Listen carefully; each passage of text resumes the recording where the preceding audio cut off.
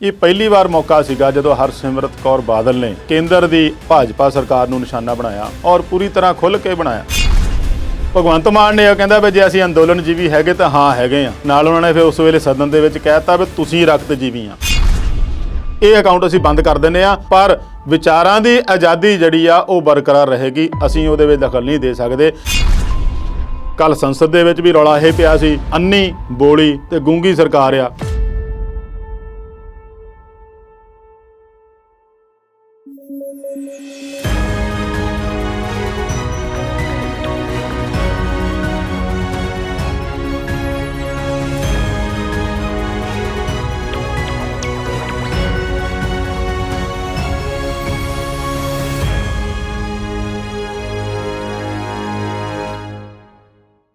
Punjabi national TV ਦੇ programme ਵਿਚਾਰ ਚਰਚਾ 'ਚ ਦਰਸ਼ਕਾਂ ਦਾ ਬਹੁਤ-ਬਹੁਤ ਸਵਾਗਤ ਕਰਦੇ ਹਾਂ। ਅੱਜ ਦੇ ਵਿਚਾਰ ਚਰਚਾ 'ਚ ਜਿਹੜੇ ਮੁੱਦੇ ਆਪਾਂ ਵਿਚਾਰਨੇ ਨੇ ਉਹਨਾਂ ਦੇ ਵਿੱਚ ਸੰਸਦ ਵਿੱਚ ਪ੍ਰਧਾਨ ਮੰਤਰੀ ਦੀਆਂ ਅੱਖਾਂ 'ਚ ਹੰਝੂ ਕਿਉਂ ਆਏ, ਭਗਵੰਤ ਮਾਨ ਨੇ ਕੇਸ ਨੂੰ ਕਿਹਾ ਰਕਤਜੀਵੀ, ਮੋਗਾ 'ਚ ਹੋਈ ਹਿੰਸਕ ਝੜਪ ਤੇ ਟਵਿੱਟਰ ਨੇ ਸਰਕਾਰ ਦੀ ਕਿਹੜੀ ਗੱਲ ਮੰਨੀ। ਇਹਨਾਂ ਤੋਂ ਇਲਾਵਾ ਹੋਰ ਵੀ ਮੁੱਦੇ ਨੇ ਜਿਨ੍ਹਾਂ ਤੇ ਕਰਾਂਗੇ ਆਪਾਂ ਚਰਚਾ, ਪਰ ਚਰਚਾ ਕੇਸ ਨਾਲ ਕਰਨੀ ਹੈ, ਉਹਦੇ ਨਾਲ ਤੁਹਾਡੀ ਮੁਲਾਕਾਤ ਕਰਾਉਣੀ ਹੈ। ਸਭ ਤੋਂ ਪਹਿਲਾਂ ਸਵਾਗਤ ਕਰਦੇ ਹਾਂ ਅਵਤਾਰ ਸਿੰਘ ਸ਼ੇਰਗਿੱਲ ਜੀ ਦਾ। ਅਵਤਾਰ ਜੀ, ਤੁਹਾਡਾ ਬਹੁਤ-ਬਹੁਤ ਸਵਾਗਤ। ਸ਼ੁਕਰੀਆ ਜੀ। ਅੱਜ ਦੇ ਪ੍ਰੋਗਰਾਮ ਦੀ ਸ਼ੁਰੂਆਤ ਕਰਦੇ ਹਾਂ। ਸੰਸਦ ਵਿੱਚ ਪ੍ਰਧਾਨ ਮੰਤਰੀ ਦੀਆਂ ਅੱਖਾਂ ਵਿੱਚ ਫੇਰ ਹੰਝੂ ਨਜ਼ਰ ਆਏ। ਇਹ ਹੰਝੂ ਭਲਾ ਕਿਉਂ ਆ ਜਾਂਦੇ ਨੇ ਉਹਨਾਂ ਦੀਆਂ ਅੱਖਾਂ 'ਚ ਬਾਰ-ਬਾਰ? ਪਰਮਿੰਦਰ ਜੀ, ਮੌਕਾ ਸੀ ਰਾਜ ਸਭਾ ਦੇ ਸਦਨ ਦੇ ਵਿੱਚ ਕਾਰਵਾਈ ਦੀ ਸ਼ੁਰੂ ਹੋਣ ਦਾ। 4 ਜਿਹੜੇ ਰਾਜ ਸਭਾ ਮੈਂਬਰ ਸੇਵਾ ਮੁਕਤ ਹੋ ਰਹੇ, ਉਹਨਾਂ ਦੀ ਸੇਵਾ ਮੁਕਤੀ ਦਾ ਮੌਕਾ ਸੀਗਾ ਜੀ। ਤੇ ਪ੍ਰਧਾਨ ਮੰਤਰੀ ਜਿਵੇਂ ਇੱਕ ਦਿਨ ਪਹਿਲਾਂ ਚਰਚਾ ਦੇ ਜਵਾਬ ਵਿੱਚ 1.5 ਘੰਟੇ ਦਾ ਭਾਸ਼ਣ ਦੇ ਕੇ ਗਏ ਸੀ, ਉਸ ਤੋਂ ਬਾਅਦ ਕਿਸੇ ਨੂੰ ਕਿਆਸ ਇਹ ਨਹੀਂ ਸੀ ਵੀ ਅੱਜ ਵੀ ਪ੍ਰਧਾਨ ਮੰਤਰੀ ਬੋਲਣਗੇ ਜਾਂ ਉਹਨਾਂ ਦੀ ਸੇਵਾ ਮੁਕਤੀ ਦੇ ਕੁਝ ਬੋਲਣਗੇ, ਪਰ ਉਹ ਅਚਾਨਕ ਬੋਲਣ ਆਏ ਔਰ ਉਹਨਾਂ ਨੇ 15-16 ਮਿੰਟ ਗੱਲ ਕੀਤੀ ਆ। ਉਹਦੇ ਵਿੱਚ ਹੰਝੂ ਉਹਨਾਂ ਦੇ ਜ਼ਰੂਰ ਨਿਕਲੇ ਆ। ਇਹ ਦੂਜੀ ਵਾਰ ਆ ਜਦੋਂ ਆਪਾਂ ਪ੍ਰਤੱਖ ਤੌਰ ਤੇ ਉਹਨਾਂ ਨੂੰ ਇਸ ਤਰੀਕੇ ਨਾਲ ਹੰਝੂ ਵਹਾਉਂਦਿਆਂ ਦੇਖਿਆ। ਇਸ ਤੋਂ ਪਹਿਲਾਂ ਜਦੋਂ ਉਹਨਾਂ ਨੇ ਵੈਕਸੀਨੇਸ਼ਨ ਦੀ ਜਿਹੜੀ ਪ੍ਰੋਗਰਾਮ ਦਾ ਐਲਾਨ ਕੀਤਾ ਸੀਗਾ, ਉਦੋਂ ਵੀ ਉਹਨਾਂ ਨੇ ਉਸ ਦੌਰ ਨੂੰ ਯਾਦ ਕਰਕੇ ਵੀ ਜਿਹੜੇ ਫਰੰਟ ਲਾਈਨਰ ਸੀਗੇ ਉਹ ਕਈ ਜਿਹੜੇ ਆ ਉਹ ਘਰ ਤੱਕ ਨਹੀਂ ਪਹੁੰਚ ਸਕੇ ਸੀ ਇਸ ਕਰੋਨਾ ਮਹਾਮਾਰੀ ਕਰਕੇ, ਉਦੋਂ ਉਹਨਾਂ ਦੇ ਹੰਝੂ ਆਏ ਸੀ। ਪਰ ਆਹ ਜਿਹੜਾ ਮੌਕਾ ਸੀ ਇਹ ਹੋਰ ਕਿਸਮ ਦਾ ਸੀ, ਉਹ ਮੌਕਾ ਹੋਰ ਕਿਸਮ ਦਾ ਸੀ। ਇਹਦੇ ਵਿੱਚ ਉਹਨਾਂ ਨੇ ਸਭ ਤੋਂ ਵੱਧ ਜਿਹੜਾ ਯਾਦ ਕੀਤਾ ਉਹ ਗੁਲਾਮ ਨਬੀ ਆਜ਼ਾਦ ਨੂੰ ਯਾਦ ਕੀਤਾ। ਦੇਖੋ, ਗੁਲਾਮ ਨਬੀ ਆਜ਼ਾਦ, ਇੱਕ ਇਹ ਆਜ਼ਾਦ ਤੇ ਇੱਕ ਇਸ ਤੋਂ ਪਹਿਲਾਂ ਉਹਨਾਂ ਨੇ ਜਿਹੜਾ ਭਾਸ਼ਣ ਦਿੱਤਾ ਸੀ ਉਹਦੇ ਵਿੱਚ ਵੀ ਆਜ਼ਾਦ ਦਾ ਜ਼ਿਕਰ ਆਇਆ ਸੀਗਾ। ਅੱਛਾ ਜੀ। ਉਹ ਆਇਆ ਸੀ ਆਜ਼ਾਦ ਹਿੰਦ ਫੌਜ, ਨੇਤਾ ਜੀ ਸੁਭਾਸ਼ ਚੰਦਰ ਬੋਸ ਦੀ। ਇਹ 2 ਆਜ਼ਾਦ ਦੇ ਲਫ਼ਜ਼ਾਂ ਨਾਲ ਪ੍ਰਧਾਨ ਮੰਤਰੀ ਹੋਰਾਂ ਨੇ 2 ਸੂਬਿਆਂ ਨੂੰ ਨਿਸ਼ਾਨੇ ਤੇ ਲਿਆ, 2 ਸੂਬਿਆਂ ਨੂੰ ਪਸੀਜਣ ਦੀ ਕੋਸ਼ਿਸ਼ ਕੀਤੀ। ਉਹ ਆਜ਼ਾਦ ਜੋੜਿਆ ਪੱਛਮੀ ਬੰਗਾਲ ਦੇ ਨਾਲ, ਇਹ ਆਜ਼ਾਦ ਜੋੜਤਾ ਜੰਮੂ ਕਸ਼ਮੀਰ ਦੇ ਨਾਲ। ਵਾਕਿਆ ਜਿਹੜਾ ਮਰਜ਼ੀ ਹੋਵੇ, ਜਿਹੜੇ ਸਿਆਸੀ ਵਿਸ਼ਲੇਸ਼ਕ ਆ ਉਹ ਤਾਂ ਇਹ ਦੇਖਣਗੇ ਬਈ ਹੁਣ ਇਹ ਮਸਲਾ ਕਿੱਧਰ ਨੂੰ ਜਾ ਰਿਹਾ।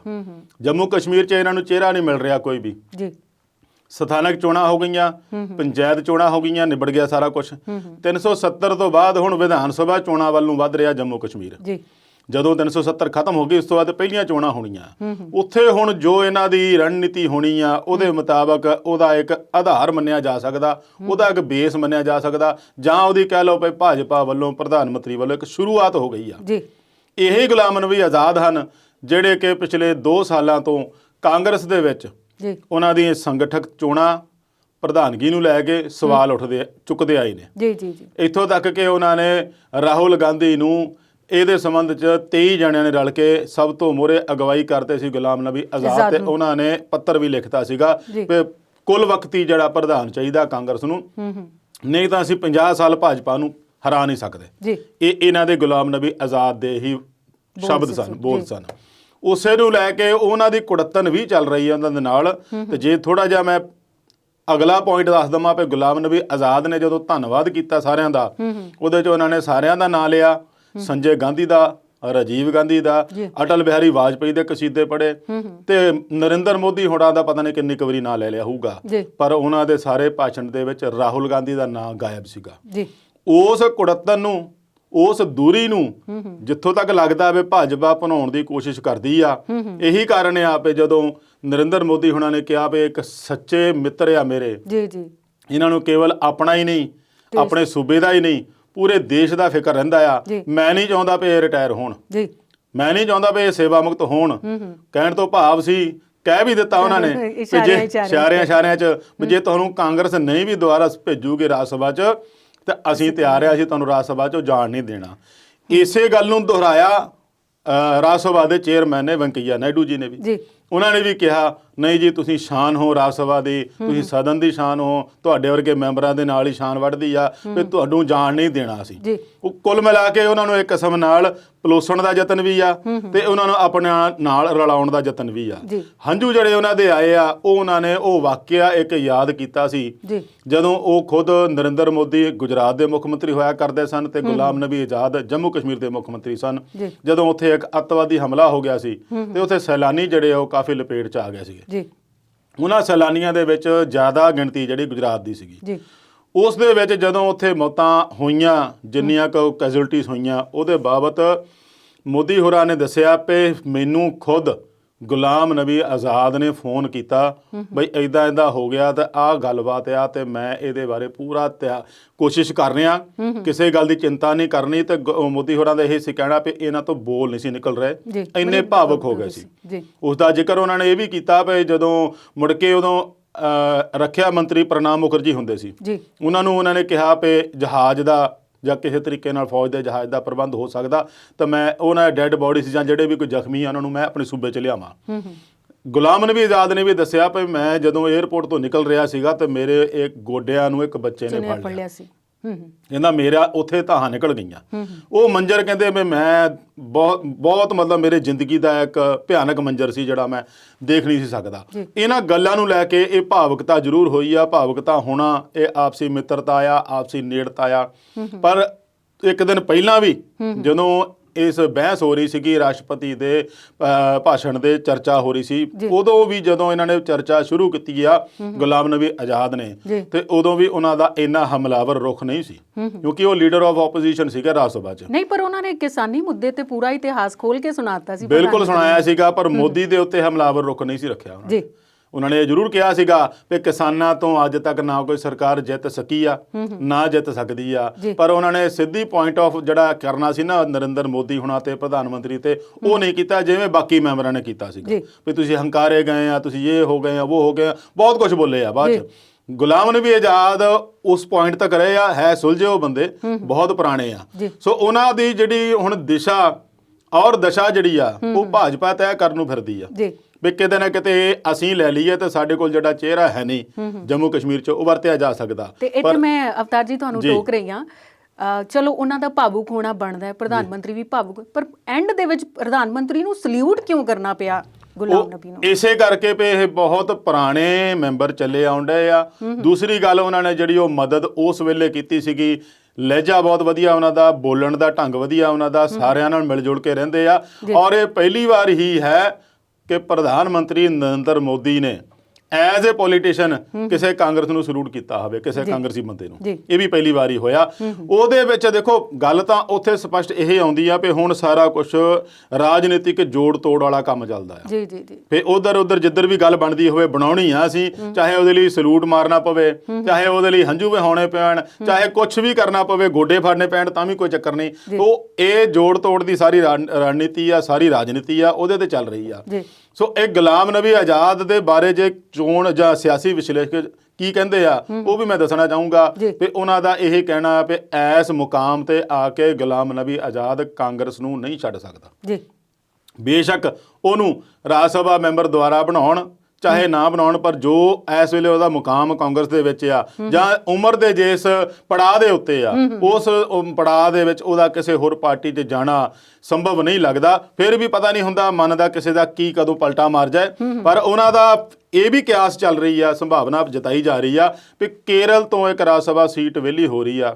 ਹੋ ਸਕਦਾ ਕਾਂਗਰਸ ਜਦੋਂ ਰਣਨੀਤੀ ਘੜੀ ਜਾਂਦੀ ਹੋਵੇ ਤਾਂ ਕਾਂਗਰਸ ਦੇ ਮਨ 'ਚ ਵੀ ਕਿਤੇ ਆਈ ਹੋਣੀ ਗੱਲ ਵੀ ਯਾਰ ਆਪਾਂ ਇਹਨੂੰ ਛੱਡ ਰਹੇ ਆ, ਭਾਜਪਾ ਵਾਲੇ ਲਿਜਾ ਰਹੇ ਆ, ਤਾਂ ਆਪਾਂ ਹੀ ਕਿਹਨੂੰ ਭੇਜ ਦਈਏ। ਸੋ ਕੇਰਲ ਤੋਂ ਰਾਜ ਸਭਾ ਵਿੱਚ ਫਿਰ ਐਂਟਰੀ ਕਰਾਉਣ ਦੀ ਕੋਸ਼ਿਸ਼ ਹੋ ਰਹੀ ਆ ਕਾਂਗਰਸ ਵੱਲੋਂ। ਉਹ ਆਉਣ ਵਾਲੇ ਦਿਨਾਂ 'ਚ ਪਤਾ ਲੱਗ ਜੂਗਾ ਵੀ ਕੀ ਹੁੰਦਾ ਹੈ ਗੁਲਾਮ ਨਬੀ ਆਜ਼ਾਦ ਦਾ ਤੇ ਨਾਲ ਜੇ ਪ੍ਰਧਾਨ ਮੰਤਰੀ ਦੇ ਕੱਢੇ ਹੋਏ ਹੰਝੂਆਂ ਦਾ।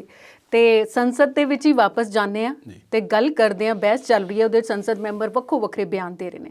ਪੱਛਮੀ ਬੰਗਾਲ ਦੀ ਇੱਕ ਮੈਂਬਰ ਨੇ ਬੜਾ ਤਗੜਾ ਜਿਹਾ ਬਿਆਨ ਦਿੱਤਾ ਹੈ। ਉਸ ਬਿਆਨ ਦੇ ਵਿੱਚ ਉਹਨੇ ਕੀ ਲਾਹਣਤਾਂ ਪਾਈਆਂ ਸਰਕਾਰ ਨੂੰ? ਉਹ ਵੈਸੇ ਵੀ ਬਹੁਤ ਹੀ ਬੇਬਾਕ ਬੋਲਣ ਵਾਲੀ ਮੋਇਤਰਾ ਆ, ਮਹੂਆ ਮੋਇਤਰਾ। TMC ਤ੍ਰਿਣਮੂਲ ਕਾਂਗਰਸ ਦੀ ਜਿਹੜੀ ਮਮਤਾ ਬੈਨਰਜੀ ਪ੍ਰਧਾਨ ਆ, ਉੱਥੋਂ MP ਚੁਣ ਕੇ ਲੋਕ ਸਭਾ 'ਚ ਆਈ ਆ। ਉਹਨੂੰ ਸ਼ੁਰੂਆਤ ਵਿੱਚ ਵੀ ਆਪਾਂ ਜਦੋਂ CAA ਚੱਲਦਾ ਸੀ ਬਿੱਲ, NPR ਸੀਗਾ ਜਾਂ ਹੋਰ ਜਿਹੜੇ 370 ਧਾਰਾ ਦੇ ਵਿੱਚ ਵੀ ਆਪਾਂ ਉਹਨਾਂ ਨੂੰ ਲੋਕ ਸਭਾ ਦੇ ਵਿੱਚ ਇਦਾਂ ਹੀ ਬੇਬਾਕ ਬੋਲਦਿਆਂ ਸੁਣਿਆ ਔਰ ਉਹਨਾਂ ਨੇ ਜੋ ਕੱਲ ਬੋਲਿਆ ਉਹ ਤਾਂ ਕਮਾਲ ਹੀ ਕਰਤੀ। ਸਾਰਾ ਭਾਸ਼ਣ ਇੰਗਲਿਸ਼ ਵਿੱਚ ਸੀਗਾ, ਉਸ ਦੇ ਵਿੱਚ ਉਹਨਾਂ ਨੇ ਬੰਗਾਲੀ ਵਿੱਚ ਵੀ ਬੋਲਿਆ। ਜਣਾ ਗਣਾ ਮਨਾ ਜਿਹੜਾ ਆਪਣਾ ਪੜ੍ਹਦੇ ਹਾਂ ਬੋਲਦੇ ਹਾਂ ਆਪਾਂ, ਜਿਹੜਾ ਰਾਸ਼ਟਰੀ ਗੀਤ ਆ, ਉਹਨੂੰ ਵੀ ਉਹਨਾਂ ਨੇ ਬੰਗਾਲੀ ਦੇ ਤਰਜਮਾਨ ਕਰਕੇ ਉਹ ਵੀ ਗਾਇਆ। ਉਹਦੇ ਵਿੱਚ ਉਹਨਾਂ ਨੇ ਸਾਫ਼ ਤੇ ਸਪਸ਼ਟ ਕਿਹਾ ਵੀ ਤੁਸੀਂ ਜਿਹੜੇ ਸ਼ਾਸਕ ਆ ਉਹ ਲੋਕਾਂ ਲਈ ਬਣੇ ਆ, ਲੋਕਾਂ ਦੇ ਭਲਾਈ ਲਈ ਬਣੇ ਆ, ਕਿਉਂ ਤੁਸੀਂ ਲੋਕਾਂ ਦਾ ਜਿਹੜਾ ਇਸ ਤਰੀਕੇ ਨਾਲ ਸ਼ੋਸ਼ਣ ਕਰਦੇ ਆ। ਮੇਨ ਮੁੱਦਾ ਉਹਨਾਂ ਦਾ ਇਹ ਸੀਗਾ ਵੀ ਇੱਕ ਪਾਸੇ ਤੁਸੀਂ ਤਾਂ ਰਾਸ਼ਟਰਵਾਦ ਦੀ ਗੱਲ ਕਰਦੇ ਆ, ਦੂਸਰੇ ਪਾਸੇ ਰਾਸ਼ਟਰ ਧਰੋਹ ਦੀ ਗੱਲ ਕਰਦੇ ਆ। ਜਿਹਦਾ ਜੀ ਕੀਤਾ ਤੁਸੀਂ ਦੇਸ਼ ਭਗਤ ਬਣਾ ਦਿੰਦੇ ਆ, ਜਿਹਦਾ ਜੀ ਕੀਤਾ ਤੁਸੀਂ ਦੇਸ਼ ਗੱਦਾਰ ਬਣਾ ਦਿੰਦੇ ਆ। ਇਹ ਤੁਹਾਡੇ ਹੱਥ ਵਿੱਚ ਇਹੋ ਜਿਹਾ ਆਇਆ ਆ, ਪਹਿਲਾਂ ਇਹੋ ਜਿਹੀ ਸਰਕਾਰ ਕਦੀ ਦੇਖੀ ਨਹੀਂ। ਸੋ ਉਹਨੇ ਆਪਣੇ ਸਾਰੇ ਭਾਸ਼ਣ ਦੇ ਵਿੱਚ ਪੂਰੇ ਦਾ ਪੂਰਾ ਨਿਸ਼ਾਨਾ ਭਾਜਪਾ ਸਰਕਾਰ ਤੇ ਕਿਸਾਨਾਂ ਦੇ ਅੰਦੋਲਨ ਨੂੰ ਲੈ ਕੇ ਵੀ ਕੀਤਾ, ਤੇ ਬੰਗਾਲ ਦੇ ਵਿੱਚ ਜੋ ਇਸ ਵੇਲੇ ਭਾਜਪਾ ਵੱਲੋਂ ਕੀਤਾ ਜਾ ਰਿਹਾ ਉਹਦਾ ਵੀ ਉਹਨਾਂ ਨੇ ਖੁੱਲ੍ਹ ਕੇ ਵਿਸਥਾਰ ਨਾਲ ਲੈ ਕੇ ਤਾਂ ਪੂਰੀ ਤਰ੍ਹਾਂ ਨਿਸ਼ਾਨਾ ਭਾਜਪਾ ਸਰਕਾਰ ਨੂੰ ਬਣਾਇਆ। ਸ਼ੇਰਗਿੱਲ ਜੀ, ਇਸੇ ਮੁੱਦੇ ਤੇ ਤੁਹਾਡੇ ਕੋਲ ਹੋਰ ਵਿਸਥਾਰ 'ਚ ਜਾਣਾਂਗੇ, ਪਰ ਇਸ ਵੇਲੇ ਲੈਂਦੇ ਹਾਂ ਇੱਕ ਬ੍ਰੇਕ।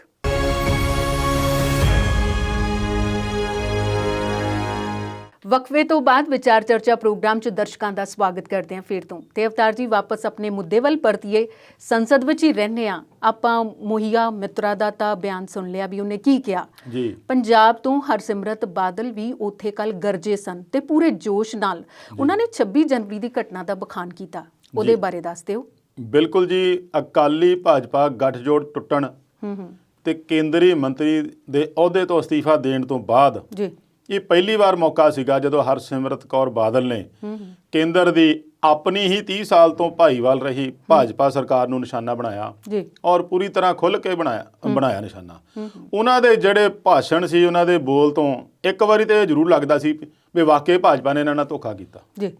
ਜਿਸ ਤਰੀਕੇ ਨਾਲ ਉਹ ਬਿਆਨ ਕਰ ਰਹੀ ਸੀਗੀ ਕਿਸਾਨਾਂ ਦਾ ਦਰਦ, ਪੰਜਾਬ ਦਾ ਦਰਦ, ਆਪਣੇ ਲੋਕਾਂ ਦਾ ਦਰਦ, ਉਦੋਂ ਤੋਂ ਤਾਂ ਸਪਸ਼ਟ ਹੀ ਇਹ ਝਲਕਦਾ ਸੀਗਾ ਵੀ ਵਾਕਈ ਜਦੋਂ ਇਹਨਾਂ ਨੇ ਕਾਨੂੰਨ ਬਣਾਏ ਆ ਜਾਂ ਬਿੱਲ ਲਿਆਂਦੇ ਆ, ਇਸ ਪਾਰਟੀ ਨੂੰ, ਇਹਨਾਂ ਦੇ ਲੀਡਰ ਨੂੰ, ਆਪਣੇ ਹੀ ਉਹਨਾਂ ਨੇ ਕੈਬਨਿਟ ਦੀ ਰੈਂਕ ਵਾਲੇ ਮੰਤਰੀ ਨੂੰ ਹਨੇਰੇ 'ਚ ਰੱਖਿਆ ਸੀਗਾ, ਜੋ ਉਹਨਾਂ ਦਾ ਦੇਖਿਆ ਬਣਦਾ ਸੀਗਾ। ਵਿਚਲੀ ਗੱਲ ਤੋਂ ਸਿਆਸਤ ਦੇ ਵਿੱਚ ਆ ਉਹ ਆਪਾਂ ਕਹਿ ਨਹੀਂ ਸਕਦੇ ਵੀ ਕੀ ਸੀਗਾ, ਪਤਾ ਸੀ ਇਹਨਾਂ ਨੂੰ ਨਹੀਂ ਸੀ, ਕਿਉਂਕਿ ਇਹ ਪਹਿਲਾਂ ਹਮਾਇਤ ਕਰਦੇ ਆਏ ਸੀਗੇ ਇੰਨੀ ਦੇਰ ਦੇ। ਉਸ ਤੋਂ ਬਾਅਦ ਜਦੋਂ ਸਾਰਾ ਕੁਝ ਬਦਲ ਗਿਆ, ਸਮੀਕਰਨ ਬਦਲ ਗਏ, ਕਿਸਾਨ ਸੜਕਾਂ ਤੇ ਆ ਗਏ, ਰੇਲ ਗੱਡੀਆਂ ਠੱਪ ਕਰਤੀਆਂ, ਉਦੋਂ ਫਿਰ ਇਹਨਾਂ ਨੂੰ ਮਜਬੂਰਨ ਕਹਿ ਲਈਏ ਵੀ ਅਸਤੀਫਾ ਦੇਣਾ ਪਿਆ, ਗੱਠਜੋੜ ਤੋੜਨਾ ਪਿਆ, ਉਹ ਵੱਖਰੀ ਗੱਲ ਆ। ਜਿਹੜਾ ਕੱਲ ਸੀ ਉਹ ਉਹਨਾਂ ਦਾ ਪਹਿਲਾ ਭਾਸ਼ਣ ਸੀਗਾ। ਉਹਦੇ ਵਿੱਚ ਉਹਨਾਂ ਨੇ ਕੱਲੇ ਪੁਆਇੰਟ ਲੈ ਕੇ, ਕੱਲੇ ਬਿੰਦੂ ਲੈ ਕੇ ਕੇਂਦਰ ਸਰਕਾਰ ਨੂੰ ਪੂਰੀ ਤਰ੍ਹਾਂ ਨਿਸ਼ਾਨਾ ਰੱਖਿਆ, ਚਾਹੇ ਉਹ ਧਾਰਮਿਕ ਪੱਖੋਂ ਹੋਵੇ, ਚਾਹੇ ਕਿਸਾਨਾਂ ਦੇ ਅੰਦੋਲਨ ਪੱਖੋਂ ਹੋਵੇ, ਚਾਹੇ ਉਹ ਲਾਲ ਕਿਲੇ ਦੀ ਹਿੰਸਾ ਵਾਲਾ ਮਾਮਲਾ ਹੋਵੇ, ਤੇ ਚਾਹੇ ਖਾਲਿਸਤਾਨੀ ਪੱਖ ਹੋਵੇ। ਔਰ ਉਹਨਾਂ ਨੇ ਉਸ ਨੂੰ ਲੈ ਕੇ ਤਸਵੀਰਾਂ ਵੀ ਦਿਖਾੜੀਆਂ ਵੀ ਤੁਸੀਂ ਆਹ ਜਿਹੜੇ ਤਸਵੀਰਾਂ ਆ, ਇਹ ਘੱਟੋ ਘੱਟ 150-200 ਕਿਸਾਨਾਂ ਦੀਆਂ ਤਸਵੀਰਾਂ ਉਹ ਲੈ ਕੇ ਗਈ ਸੀਗੀ। ਔਰ ਉਹਦੇ ਵਿੱਚ ਜੇ ਮੈਂ ਗਲਤ ਨਾ ਹੋਵਾਂ ਤਾਂ ਇਹਦੇ 'ਚ ਗੱਲ ਇੱਥੇ ਇਹ ਵੀ ਉੱਠਦੀ ਆ ਵੀ ਜੇ ਪ੍ਰਧਾਨ ਮੰਤਰੀ ਇੱਕ ਮੈਂਬਰ ਦੇ ਸੇਵਾ ਮੁਕਤੀ ਤੇ ਭਾਵੁਕ ਹੁੰਦੇ ਆ, ਚਾਹੇ ਉਹ ਵਾਕਿਆ ਕੋਈ ਯਾਦ ਕਰਦੇ ਆ, ਚਾਹੇ ਉਹਨਾਂ ਦੇ ਸੇਵਾ ਮੁਕਤੀ ਜਾਣਦਾ ਇੱਕ ਆਪਣਾ ਭਾਵੁਕਤਾ ਹੁੰਦਾ ਆ, ਉਹ ਹੁੰਦਾ ਆ, ਪਰ ਚੰਗਾ ਹੁੰਦਾ ਜੇ ਉਹ ਜਦੋਂ ਇੱਕ ਦਿਨ ਪਹਿਲਾਂ ਬਹਿਸ ਦਾ ਜਵਾਬ ਦਿੰਦਿਆਂ 1.5 ਘੰਟਾ ਭਾਸ਼ਣ ਦਿੱਤਾ, ਉਸ ਕਿਸਾਨਾਂ ਨੂੰ ਵੀ ਯਾਦ ਕਰਦੇ ਜਿਹੜੇ ਇਸ ਅੰਦੋਲਨ 'ਚ ਫੌਤ ਹੋ ਚੁੱਕੇ ਸੀਗੇ, ਜਾਨ ਗਵਾ ਚੁੱਕੇ ਸੀਗੇ, ਪਰ ਉਹਨਾਂ ਦਾ ਉੱਥੇ ਕਿਤੇ ਜ਼ਿਕਰ ਨਹੀਂ ਕੀਤਾ। ਇਹੀ ਗੱਲ ਹਰਸਿਮਰਤ ਨੇ ਵੀ ਕਹੀ ਵੀ ਤੁਹਾਨੂੰ ਇਹਦਾ ਕੋਈ ਫਿਕਰ ਨਹੀਂ ਹੈਗਾ, 150-200 ਬੰਦਾ ਜਿਹੜਾ ਅੰਦੋਲਨ ਦੀ ਭੇਟ ਚੜ ਗਿਆ ਔਰ ਤੁਹਾਨੂੰ ਇਹ ਅੰਦੋਲਨ ਲੱਗਦਾ ਪਿਆ ਅੰਦੋਲਨ ਜੀਵੀ ਆ। ਪਰ ਮਾਫ ਕਰਨਾ, ਇਹਦੇ ਵਿੱਚ ਪ੍ਰਧਾਨ ਮੰਤਰੀ ਸਾਹਿਬ ਨੂੰ ਵੀ ਸਮਝਣਾ ਚਾਹੀਦਾ ਕਿ ਜਿਹੜੀ ਦੇਸ਼ ਦੀ ਆਜ਼ਾਦੀ ਦੀ ਬੁਨਿਆਦ ਹੀ ਅੰਦੋਲਨ ਰਹੀ ਆ। ਜੇ ਅੰਦੋਲਨ ਮਹਾਤਮਾ ਗਾਂਧੀ ਨਾ ਕਰਦੇ ਤਾਂ ਫਿਰ ਆਜ਼ਾਦੀ ਮਿਲ ਜਾਂਦੀ, ਜੇ ਅੰਦੋਲਨ ਨੇਤਾ ਜੀ ਸੁਭਾਸ਼ ਚੰਦਰ ਬੋਸ ਨਾ ਕਰਦੇ ਆਜ਼ਾਦੀ ਮਿਲ ਜਾਂਦੀ, ਜੇ ਗਦਰ ਲਹਿਰ ਦਾ ਅੰਦੋਲਨ ਨਾ ਹੁੰਦਾ ਤਾਂ ਕੀ ਆਜ਼ਾਦੀ ਮਿਲ ਸਕਦੀ ਸੀਗੀ। ਇਹਨਾਂ ਨੇ ਇੱਕ ਨਵਾਂ ਅੰਦੋਲਨ ਜੀਵੀ ਨਾਂ ਦੇ ਕੇ ਮੈਨੂੰ ਤਾਂ ਲੱਗਦਾ ਵੀ ਅੰਦੋਲਨਕਾਰੀਆਂ ਨੂੰ ਹੀ ਬਦਨਾਮ ਕਰਨ ਦੀ ਕੋਸ਼ਿਸ਼ ਕੀਤੀ ਗਈ ਆ, ਜਿਹਨੂੰ ਲੈ ਕੇ ਰੌਲਾ ਰੱਪਾ ਬਹੁਤ ਚੱਲ ਪਿਆ ਜਿੱਦਣ ਦਾ ਇਹ ਆਜ਼ਾਦ ਸ਼ਬਦ ਪ੍ਰਧਾਨ ਮੰਤਰੀ ਹੋਰਾਂ ਨੇ ਸਦਨ ਦੇ ਵਿੱਚ ਕੀਤਾ। ਹਰਸਿਮਰਤ ਹੋਰਾਂ ਨੇ ਕੱਲੇ ਪੁਆਇੰਟ ਨੂੰ ਲੈ ਕੇ ਕਿਹਾ ਔਰ ਉਹਨਾਂ ਦੇ ਵਿੱਚ ਇੱਕ ਸਵਾਲ ਵੀ ਉੱਠਿਆ ਉਦੋਂ, ਕਿਸੇ ਮੈਂਬਰ ਨੇ ਭਾਜਪਾ ਦੇ ਹੀ ਉਹਨਾਂ ਨੂੰ ਉਸ ਵੇਲੇ ਟੋਕ ਕੇ ਕਿਹਾ ਵੀ ਤੁਸੀਂ ਵੀ ਨਾਲ ਹੀ ਰਹੇ ਆ, ਹੁਣ ਤੁਹਾਨੂੰ ਕਿਉਂ ਮਾੜੇ ਲੱਗੇ ਆ। ਉਹ ਕਹਿੰਦੇ ਮੈਂ ਆਉਣੀ ਤੁਹਾਡੇ ਵੱਲੋਂ ਕੋਈ ਗੱਲ ਨਹੀਂ, ਪਰ ਉਹ ਮਾੜੇ ਉਦੋਂ ਹੁਣ ਤਾਂ ਲੱਗਣ ਲੱਗੇ ਆ ਕਿਉਂਕਿ ਇਹਨਾਂ ਨੇ ਸਾਰਿਆਂ ਨੂੰ ਹਨੇਰੇ 'ਚ ਰੱਖਿਆ। ਜੇ ਸਾਨੂੰ ਪਹਿਲਾਂ ਦੱਸਦੇ ਇਹ ਚੀਜ਼ਾਂ ਤਾਂ ਅਸੀਂ ਇਹਨਾਂ ਦਾ ਪਹਿਲੇ ਹੀ ਸਾਥ ਛੱਡ ਜਾਣਾ ਸੀਗਾ। ਪਰ ਇਸ ਗੱਲ ਦਾ ਜ਼ਿਕਰ ਬਲਵਿੰਦਰ ਸਿੰਘ ਭੂੰਦੜ ਹੋਣਾ ਨੇ ਵੀ ਰਾਜ ਸਭਾ ਦੇ ਵਿੱਚ ਚਰਚਾ ਦੌਰਾਨ ਕਿਹਾ ਸੀਗਾ ਵੀ ਚੰਗਾ ਹੁੰਦਾ ਜੇ ਸਾਡੀ ਗੱਲ ਉਦੋਂ ਮੰਨ ਲੈਂਦੇ, ਨਾ ਅਸੀਂ ਤੁਹਾਨੂੰ ਛੱਡਦੇ ਤੇ ਨਾ ਗੱਠਜੋੜ ਟੁੱਟਦਾ, ਸਾਡਾ ਬਹੁਤ ਪੁਰਾਣਾ ਗੱਠਜੋੜ ਸੀਗਾ। ਸੋ ਹਰਸਿਮਰਤ ਦਾ ਇਸ ਤਰੀਕੇ ਨਾਲ ਬੋਲਣਾ, ਇਹਨੂੰ ਜੇ ਦੂਸਰੇ ਪਾਸੋਂ ਵੀ ਲਈਏ ਤਾਂ ਹੁਣ ਦੇਖੋ ਹਰੇਕ ਸਿਆਸੀ ਬੰਦੇ ਦੀ, ਹਰੇਕ ਸਿਆਸੀ ਪਾਰਟੀ ਦੀ ਸਿਆਸੀ ਜ਼ਮੀਨ ਖੁੱਸਦੀ ਜਾ ਰਹੀ ਆ। ਜਿਹੜੀ ਮੇਨ ਮੁੱਦਾ ਆ ਉਹ ਸਿਆਸੀ ਜ਼ਮੀਨ ਦਾ ਆ।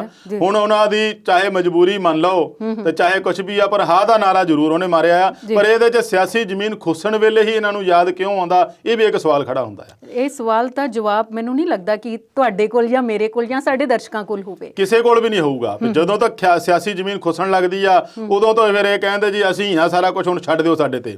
ਕੋਸ਼ਿਸ਼ ਤਾਂ ਇਹਨਾਂ ਦੇ ਪਹਿਲਾਂ ਕੀਤੀ ਵੀ ਸਾਡੀ ਸਿਆਸਤ ਜਿਹੜੀ ਪੂਰੀ ਕਿਸਾਨਾਂ ਦੇ ਅੰਦੋਲਨ 'ਚ ਵਾੜ ਲਈ ਜਾਵੇ, ਪਰ ਉਹ ਕਿਸਾਨ ਬੜੇ ਪਰਪੱਕ ਰਹੇ, ਅਜੇ ਤੱਕ ਕਿਸੇ ਨੂੰ ਲਾਗੇ ਲੱਗਣ ਨਹੀਂ ਦਿੱਤਾ।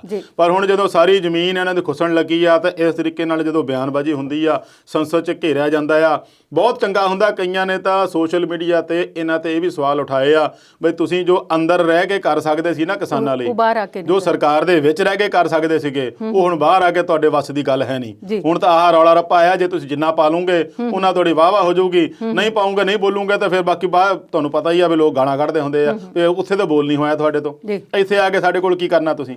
ਸੋ ਉਹਨਾਂ ਦਾ ਸ਼ਲਾਘਾਯੋਗ ਵੀ ਆ ਬੋਲਣਾ, ਸਮੇਂ ਦੇ ਲਿਹਾਜ਼ ਨਾਲ ਬਹੁਤ ਵਧੀਆ ਤਰੀਕੇ ਨਾਲ ਪੇਸ਼ ਕੀਤਾ ਉਹਨਾਂ ਨੇ। ਖਾਲਿਸਤਾਨੀ ਜਿਹੜਾ ਰੰਗਤ ਦੇ ਰਹੇ ਸੀਗੇ ਸਰਕਾਰ, ਉਹਨੂੰ ਵੀ ਨਿਸ਼ਾਨੇ ਤੇ ਲਿਆ। ਖੇਤੀ ਕਾਨੂੰਨਾਂ ਨੂੰ ਵੀ ਵਾਪਸ ਲੈਣ ਤੇ ਪੂਰਾ ਜ਼ੋਰ ਦਿੱਤਾ। ਪਲੱਸ ਉਹਨਾਂ ਨੇ ਜਿਹੜਾ ਦੀਪ ਸਿੱਧੂ ਫੜਿਆ, ਉਹਦਾ ਵੀ ਉਹਨਾਂ ਨੇ ਇਸ ਗੱਲ ਦੀ ਆਲੋਚਨਾ ਨਹੀਂ ਕੀਤੀ ਵੀ ਉਹਨੂੰ ਫੜਿਆ, ਉਹਨੇ ਇਹ ਕਿਹਾ ਵੀ ਤੁਹਾਡਾ ਹੀ ਬੰਦਾ ਸੀਗਾ, ਇਹਦੇ ਵਿੱਚ ਸਾਜ਼ਿਸ਼ ਰਚੀ ਗਈ ਆ, ਉਹਨੂੰ ਖੁਲਾਸਾ ਉਹਦਾ ਜਿਹੜਾ ਪਰਦਾਫਾਸ਼ ਕੀਤਾ ਜਾਣਾ ਚਾਹੀਦਾ ਆ। ਸੋ ਕੁੱਲ ਮਿਲਾ ਕੇ ਉਹਨਾਂ ਦਾ ਜਿਹੜਾ ਭਾਸ਼ਣ ਸੀਗਾ ਉਹ ਸਰਕਾਰ ਨੂੰ ਘੇਰਨ ਵਾਲਾ ਸੀਗਾ। ਹੁਣ ਆਉਂਦੀ 1-2 ਦਿਨ ਦੇ ਵਿੱਚ ਸਰਕਾਰ ਕੀ ਜਵਾਬ ਦਿੰਦੀ ਆ, ਕਿਉਂਕਿ ਦੇਣਾ ਪ੍ਰਧਾਨ ਮੰਤਰੀ ਨੇ ਹੁੰਦਾ ਤੇ ਪ੍ਰਧਾਨ ਮੰਤਰੀ ਬੜੇ ਉਹ ਇਹਨਾਂ ਦਿਨਾਂ ਦੇ ਵਿੱਚ ਨਾ ਵਾਚ ਕਰਦੇ ਰਹਿੰਦੇ ਆ। ਉਹ ਇਸ ਤਰੀਕੇ ਨਾਲ ਬਣਾ ਕੇ ਲਿਆਉਂਦੇ ਆ ਨਾ ਗੱਲਾਂ, ਕੱਲੇ ਪੁਆਇੰਟ, ਵੀ ਉੱਥੇ ਫਿਰ ਬਾਜਵਾ ਵਰਗਿਆਂ ਨੂੰ ਵੀ ਲਾਜਵਾਬ ਕਰ ਦਿੰਦੇ ਆ। ਸੋ ਹੁਣ ਆਉਂਦੇ ਦਿਨਾਂ 'ਚ ਪਤਾ ਲੱਗੂ ਵੀ ਸਰਕਾਰ ਇਹਦੇ ਤੇ ਕੀ ਰਵੱਈਆ ਅਪਣਾਉਂਦੀ ਤਾਂ ਉਹਦਾ ਜਵਾਬ ਕਿਹੋ ਜਿਹਾ ਹੁੰਦਾ ਹੈ। ਵੈਸੇ ਭਗਵੰਤ ਮਾਨ ਨੇ ਚੁੱਪ ਕਰਾਤਾ ਸਭ ਨੂੰ, ਉਹਨੇ ਰਕਤਜੀਵੀ ਇੱਕ ਸ਼ਬਦ ਯੂਜ਼ ਕੀਤਾ, ਉਹਦੇ ਕੀ ਮਾਇਨੇ ਨੇ ਭਲਾ? ਦੇਖੋ ਜੇ ਸਰਕਾਰ ਨਵੇਂ ਸ਼ਬਦ ਇਜਾਦ ਕਰ ਸਕਦੀ ਤਾਂ ਪੰਜਾਬੀ ਪਿੱਛੇ ਰਹਿ ਨਹੀਂ ਸਕਦੇ। ਅੱਛਾ ਜੀ। ਤੇ ਜੇ ਉਹਨਾਂ ਨੇ ਅੰਦੋਲਨ ਜੀਵੀ, ਪਰਜੀਵੀ, FDI ਦਾ ਨਵਾਂ ਰੂਪ ਦੇ ਦਿੱਤਾ ਪ੍ਰਧਾਨ ਮੰਤਰੀ ਸਾਹਿਬ ਨੇ, ਤੇ ਉਹਦੇ ਤੇ ਹੀ ਭਗਵੰਤ ਮਾਨ ਨੇ ਕਹਿੰਦਾ ਵੀ ਜੇ ਅਸੀਂ ਅੰਦੋਲਨ ਜੀਵੀ ਹੈਗੇ ਤਾਂ ਹਾਂ ਹੈਗੇ ਆ। ਕਿਸਾਨਾਂ ਨੇ ਵੀ ਕਿਹਾ ਵੀ ਸਾਨੂੰ ਅੰਦੋਲਨ ਜੀਵੀ ਕਹਿੰਦੇ ਆ ਤਾਂ ਹਾਂ ਹੈਗੇ ਆ। ਨਾਲ ਉਹਨਾਂ ਨੇ ਫਿਰ ਉਸ ਵੇਲੇ ਸਦਨ ਦੇ ਵਿੱਚ ਕਹਿਤਾ ਵੀ ਤੁਸੀਂ ਰਕਤ ਜੀਵੀ ਆ। ਰਕਤ ਜੀਵੀ ਮਤਲਬ ਖੂਨ ਪੀਵੀ ਕਹਿ ਲਓ ਵੀ ਹੁਣ ਤੁਸੀਂ ਖੂਨ ਚੂਸਣ ਤੇ ਆ ਗਏ ਆ ਕਿਸਾਨਾਂ ਦਾ। ਪਹਿਲਾਂ ਲੋਕਾਂ ਦਾ ਸੀਗਾ, ਆਪਣੇ ਆਪ GST ਕਰ ਦਿੱਤੀ, ਆਪਣੇ ਆਪ ਨੋਟਬੰਦੀ ਕਰ ਦਿੱਤੀ ਆ, 4-5 ਘੰਟੇ ਦੇ ਵਿੱਚ ਲੋਕਡਾਊਨ ਲਾ ਦਿੱਤਾ। ਇਹੀ ਗੱਲ ਹਰਸਿਮਰਤ ਨੇ ਕਹੀ ਆ ਵੀ ਜਦੋਂ 4 ਘੰਟਿਆਂ ਦੇ ਵਿੱਚ ਲੋਕਡਾਊਨ ਲੱਗ ਸਕਦਾ, ਤੁਹਾਨੂੰ ਇੰਟੈਲੀਜੈਂਸ ਤੁਹਾਡੀ ਕਿੱਥੇ ਗਈ ਸੀ ਇੱਕ ਦਿਨ ਪਹਿਲਾਂ ਵੀ ਇਹ ਬੰਦੇ ਜਿਹੜੇ ਡਾਈਵਰਟ ਹੋ ਕੇ ਲਾਲ ਕਿਲੇ ਵੱਲ ਨੂੰ ਜਾਣ ਦੀ ਕੋਸ਼ਿਸ਼ ਕਰਨੀ ਇਹਨਾਂ ਨੇ, ਤੁਸੀਂ ਉਦੋਂ ਕਿਉਂ ਨਹੀਂ ਇੰਟੈਲੀਜੈਂਸ ਤੁਹਾਡੀ ਕੰਮ ਕੀਤੀ? ਉਦੋਂ ਕਿਉਂ ਨਹੀਂ ਇਹਨੂੰ ਰੋਕਿਆ? ਉਦੋਂ ਸਿਕਿਉਰਿਟੀ ਕਿੱਥੇ ਗਈ ਸੀ ਤੁਹਾਡੀ? ਪੂਰੀ ਸਰਕਾਰ ਦੀ ਨਾਕਾਮੀ ਰਹੀ ਆ। ਇਸੇ ਨੂੰ ਲੈ ਕੇ ਭਗਵੰਤ ਮਾਨ ਨੇ ਉਸ ਸਰਕਾਰ ਨੂੰ, ਭਾਜਪਾ ਨੂੰ, ਖਾਸ ਕਰਕੇ BJP ਵਾਲਿਆਂ ਨੂੰ ਪੂਰੀ ਤਰ੍ਹਾਂ ਘੇਰ ਕੇ ਉਹਨੂੰ ਇੱਥੋਂ ਤੱਕ ਬੋਲਿਆ ਵੀ ਹਰ ਗੱਲ ਤੁਸੀਂ ਆਪਣੇ ਮਤਲਬ ਲਈ ਆਪਣੇ ਤਰੀਕੇ ਨਾਲ ਕਰਦੇ ਆ। ਲੋਕਾਂ ਦੇ ਚੁਣੇ ਹੋਏ ਆ ਕੇ ਪ੍ਰਤੀਨਿਧ ਆ ਤੁਸੀਂ, ਲੋਕਾਂ ਬਾਰੇ ਤੁਹਾਡਾ ਕੋਈ ਖਿਆਲ ਨਹੀਂ ਹੈਗਾ। ਮਤਲਬ ਸਿਰੇ ਦੀ ਹੱਦ ਹੀ ਆ ਕਿਸੇ ਦਾ। ਔਰ ਉਹਨਾਂ ਦਾ ਜਿਹੜਾ ਇਹ ਬੋਲਣਾ, ਕਿਉਂਕਿ ਉਹ ਬੋਲਦੇ ਬੇਬਾਕ ਆ, ਇਹ ਕਿਸੇ ਨੂੰ ਸ਼ੱਕ ਨਹੀਂ ਹੋਣਾ ਚਾਹੀਦਾ, ਸ਼ੁਰੂ ਤੋਂ ਹੀ ਬਹੁਤ ਵਧੀਆ ਤਰੀਕੇ ਨਾਲ ਬੋਲਦੇ ਆ। ਸਮਾਂ ਬੇਸ਼ੱਕ ਉਹਨਾਂ ਨੂੰ ਘੱਟ ਮਿਲਦਾ, ਪਰ ਉਸ ਵੇਲੇ ਸਪੀਕਰ ਉਹਨਾਂ ਨੂੰ ਵੀ ਹੋ ਜਾਂਦਾ ਵੀ ਹੁਣ ਚੱਲ ਪਿਆ ਭਗਵੰਤ ਮਾਨ, ਇਹ ਰੋਕਣ ਵਾਲਾ ਹੈ ਨਹੀਂ, ਵੀ ਇਹਨੂੰ ਕਰਟੇਲ ਕੀਤਾ ਜਾਵੇ ਤਾਂ ਹੀ ਠੀਕ ਆ। ਤਾਂ ਸਪੀਕਰ ਬਾਰ-ਬਾਰ ਰੋਕਣ ਦੀ ਕੋਸ਼ਿਸ਼ ਕਰਦੇ ਆ। ਪਰ ਕੁੱਲ ਮਿਲਾ ਕੇ ਦੇਖਿਆ ਜਾਵੇ ਤੇ ਹੁਣ ਇਸ ਵੇਲੇ ਕਿਸਾਨੀ ਆਵਾਜ਼ ਹੀ ਸੰਸਦ ਵਿੱਚ ਉੱਠ ਰਹੀ ਆ। ਰਾਸ਼ਟਰਪਤੀ ਦੇ ਭਾਸ਼ਣ ਦਾ ਕਿਤੇ ਜ਼ਿਕਰ ਨਹੀਂ ਹੈਗਾ। ਰਾਜ ਸਭਾ ਦੇ ਵਿੱਚ ਵੀ ਇੱਦਾਂ ਹੀ ਹੋਈ ਆ, ਲੋਕ ਸਭਾ ਦੇ ਵਿੱਚ ਵੀ ਇੱਦਾਂ ਹੋਈ ਆ। ਪਹਿਲਾਂ ਤਾਂ ਚਰਚਾ ਕਰਨ ਲਈ ਹੀ ਤਿਆਰ ਨਹੀਂ ਸੀਗੀ ਸਰਕਾਰ, ਬਹਿਸ ਕਿਸਾਨਾਂ ਤੇ, ਉਹ ਮੁੜ ਕੇ ਇੱਕ ਦੂਜੇ ਦਾ ਸਹਿਮਤੀ ਹੋਈ ਆ ਵੀ ਚਲੋ ਪਹਿਲਾਂ ਭਾਸ਼ਣ ਦੇ ਉੱਤੇ ਕਰ ਲਈਏ। ਪਰ ਰਾਸ਼ਟਰਪਤੀ ਦੇ ਭਾਸ਼ਣ ਵਾਲੀ ਗੱਲ ਕਿਤੇ ਨਹੀਂ ਹੈਗੀ, ਨਾ ਹੀ ਉਹਦੇ ਵਿੱਚ ਕੁਛ ਸੀਗਾ, ਕਿਉਂਕਿ ਉਹ ਤਾਂ ਜਿਹੋ ਜੀ ਉਹਨਾਂ ਨੂੰ ਸਪੀਚ ਬਣਾ ਕੇ ਦਿੱਤੀ ਸੀ ਸਰਕਾਰ ਨੇ, ਉਹੋ ਜੀ ਬਣੀ ਆ। ਉਹਦੇ ਵਿੱਚ ਵੀ ਕਿਸਾਨਾਂ ਦਾ ਕਿਤੇ ਜ਼ਿਕਰ ਹੈ ਨਹੀਂ ਸੀ। ਉਹ ਇਸੇ ਨੂੰ ਲੈ ਕੇ ਰੋਸ ਵਿੱਚ ਸਾਰੇ ਮੈਂਬਰ ਭਾਸ਼ਣ ਨੂੰ ਦਰਕਿਨਾਰ ਕਰਕੇ ਕੇਵਲ ਤੇ ਕੇਵਲ ਕਿਸਾਨੀ ਮੁੱਦਾ ਹੀ ਉੱਠਿਆ ਜਾ ਰਿਹਾ। ਲੋਕ ਸਭਾ ਦੇ ਵਿੱਚ ਇਸ ਵੇਲੇ ਕਿਸਾਨੀ ਮੁੱਦਾ ਪੂਰੀ ਤਰ੍ਹਾਂ ਛਾਇਆ ਹੋਇਆ ਜੀ। ਤੇ ਸ਼ੇਰਗਿੱਲ ਜੀ, ਇਸੇ ਦੌਰਾਨ ਹੀ ਲੇਖੀ ਨੇ ਵੀ ਲੱਗਦਾ ਹੈ ਕਿ ਸਪੀਚ ਜਿਹੜੀ ਦਿੱਤੀ ਗਈ ਸੀ ਉਹੀ ਪੜ੍ਹੀ ਹੈ ਕੱਲ ਸੰਸਦ ਵਿੱਚ। ਦੇਖੋ ਭਾਜਪਾ ਵਾਲੇ ਫਿਰ ਕਹਿੰਦੇ ਸਾਡਾ ਵਿਰੋਧ ਹੁੰਦਾ ਤੇ ਜੇ ਵਿਰੋਧ ਕਿਸਾਨ ਕਰਦੇ ਆ ਤਾਂ ਫਿਰ ਪਾਰਟੀਆਂ ਤੇ ਮੜ ਦਿੰਦੇ ਆ ਵੀ ਨਹੀਂ ਇਹ ਤਾਂ ਕਾਂਗਰਸ ਦਾ ਕੰਮ ਆ ਜੀ, ਇਹ ਅਕਾਲੀਆਂ ਦਾ ਕੰਮ ਆ ਵੀ ਤੁਹਾਡੇ ਆਪਣੇ ਬੋਲ ਤਾਂ ਸਹੀ ਕਰ ਲਓ। ਹੁਣ ਮੀਨਾਕਸ਼ੀ ਲੇਖੀ ਸਿਆਣੀ ਪੜ੍ਹੀ ਲਿਖੀ ਸੁਪਰੀਮ ਕੋਰਟ ਦੀ ਲਾਇਰ ਆ, 2 ਵਾਰ ਸੰਸਦ ਮੈਂਬਰ ਰਹਿ ਚੁੱਕੀ ਆ, ਜੇ ਉਹਦੇ ਵਿੱਚ ਸ਼ਰੇਆਮ ਕਿਸਾਨਾਂ ਨੂੰ ਅੱਤਵਾਦੀ ਕਵੇ, ਸ਼ਰੇਆਮ ਕਿਸਾਨਾਂ ਨੂੰ ਖਾਲਿਸਤਾਨੀ ਕਵੇ, ਤਾਂ ਫਿਰ ਉਹਦਾ ਰੋਸ ਕਿਸਾਨਾਂ ਦੇ ਵਿੱਚ ਵਧੇਗਾ ਕਿ ਘਟੇਗਾ? ਉਹ ਮੈਂ ਉਹਨਾਂ ਦਾ ਭਾਸ਼ਣ ਸੁਣਿਆ, ਉਹਨਾਂ ਨੇ ਕਿਤੇ ਵੀ ਇਸ ਗੱਲ ਨੂੰ ਤਰਜੀਹ ਨਹੀਂ ਦਿੱਤੀ ਕਿ ਅੰਦੋਲਨ ਚੱਲ ਰਿਹਾ, ਕਿਸਾਨਾਂ ਦੀ ਕੋਈ ਦੁੱਖ ਤਕਲੀਫ ਹੈਗੀ ਆ ਜਾਂ ਉਹਨਾਂ ਦੀ ਕੋਈ ਮੰਗ ਆ, ਚਾਹੇ ਤੁਹਾਡੇ ਲਈ ਜਾਇਜ਼ ਆ ਨਾ ਜਾਇਜ਼ ਆ, ਪਰ ਇੱਕ ਅੰਦੋਲਨ ਕਿਸੇ ਗੱਲ ਲਈ ਚੱਲ ਤਾਂ ਰਿਹਾ ਨਾ, ਤੁਸੀਂ ਉਹਦੇ ਤੇ ਗੌਰ ਤਾਂ ਕਰੋ। ਤੁਸੀਂ ਉਹਨੂੰ ਦੇਖਣ ਤੋਂ ਬਗੈਰ ਹੀ ਉਹਨਾਂ ਨੂੰ ਕਦੇ ਖਾਲਿਸਤਾਨੀ ਕਹਿ ਰਹੇ ਆ, ਦੇਖੋ ਜੀ ਵਿਦੇਸ਼ੀ ਲਿੰਕ ਚੱਲ ਰਿਹਾ, ਉਹ ਗ੍ਰੇਟਾ ਥਨਬਰਗ ਦੇ ਨਾਲ ਟੂਲ ਕਿਟ ਸ਼ੇਅਰ ਹੋ ਰਹੀ ਆ, ਤੁਹਾਡੇ ਕੋਲ ਸਾਰੀਆਂ ਹੀ ਤਰੀਕੇ ਹੈਗੇ ਆ, ਸਾਰੀਆਂ ਏਜੰਸੀਆਂ ਤੁਹਾਡੇ ਕੋਲ ਹੈਗੇ ਆ, ਲੱਭ ਲਿਓ ਕਿੱਥੇ ਆ ਜਿਹਨੇ ਕਿਤੇ ਟੂਲ ਕਿਟ ਕੀਤਾ ਆ, ਜਿਹੜਾ ਕੋਈ ਇੱਥੇ ਦੋਸ਼ੀ ਲੱਗਦਾ ਆ। ਇੱਕ ਬੰਦੇ ਦੇ ਦੋਸ਼ੀ ਨਾਲ ਸਾਰੀ ਕਿਸਾਨ ਜਮਾਤ ਨੂੰ ਨਾ ਦੋਸ਼ੀ ਬਣਾਓ।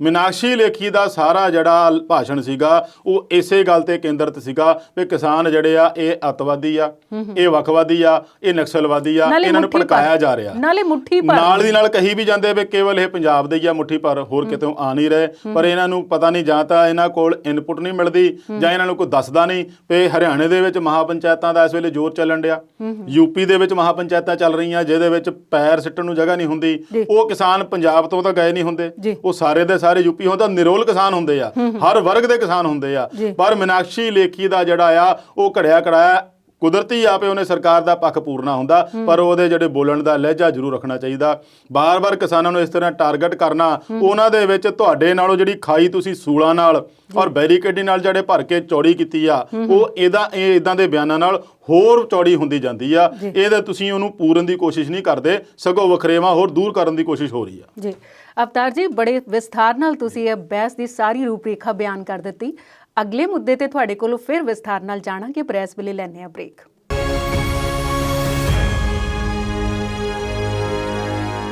ਬ੍ਰੇਕ ਤੋਂ ਬਾਅਦ ਵਿਚਾਰ ਚਰਚਾ ਪ੍ਰੋਗਰਾਮ 'ਚ ਫਿਰ ਤੋਂ ਸਵਾਗਤ। ਤੇ ਅਵਤਾਰ ਜੀ, ਅਗਲੇ ਗੱਲ ਵੱਲ ਆਈਏ, ਅਗਲੇ ਮੁੱਦੇ ਵੱਲ ਆਈਏ ਤੇ ਹਰਿਆਣਾ ਪਹੁੰਚਦੇ ਹਾਂ। ਹਰਿਆਣਾ ਦੇ ਮੁੱਖ ਮੰਤਰੀ ਕਹਿੰਦੇ ਕਿ ਮੋਢੇ ਤੇ ਰੱਖ ਕੇ ਬੰਦੂਕ ਚਲਾਈ ਜਾ ਰਹੀ ਹੈ ਹਰਿਆਣਾ ਦੇ ਕਿਸਾਨਾਂ ਦੇ ਮੋਢਿਆਂ ਤੇ ਜੀ। ਤੇ ਟਕੈਤ ਤੇ ਗੁਰਨਾਮ ਸਿੰਘ ਬਾਰੇ ਉਹਨਾਂ ਨੇ ਨਵਾਂ ਕੀ ਆਖਿਆ? ਦੇਖੋ, ਜਦੋਂ ਤੋਂ ਅੰਦੋਲਨ ਚੱਲਿਆ ਨਾ, ਉਦੋਂ ਤੋਂ ਹੀ ਲੈ ਕੇ ਕਿਸਾਨਾਂ ਨੂੰ ਦੋ ਫਾੜ ਕਰਨ ਦੀ ਕੋਸ਼ਿਸ਼ ਹੁੰਦੀ ਰਹੀ ਆ, ਚਾਹੇ ਸੂਬਾ ਸਰਕਾਰ ਆ ਚਾਹੇ ਸੈਂਟਰ ਸਰਕਾਰ ਆ। ਉਹਨਾਂ ਦੀ ਇਹ ਕੋਸ਼ਿਸ਼ ਰਹੀ ਆ ਵੀ ਕੋਈ ਨਾ ਕੋਈ ਆਗੂ ਵਿੱਚੋਂ ਤੋੜ ਲਿਆ ਜਾਵੇ, ਕਿਸੇ ਦੇ ਗੱਲ ਦੇ ਉੱਤੇ ਉਲਟ ਗੱਲ ਕਰ ਦਿੱਤੀ ਜਾਵੇ, ਕਿਸੇ ਦੇ ਬਾਰੇ ਇਹ ਕਿਹਾ ਜਾਵੇ ਵੀ ਇੱਦਾਂ ਕਰ ਰਿਹਾ ਜਾਂ ਉਹ ਕਰ ਰਿਹਾ।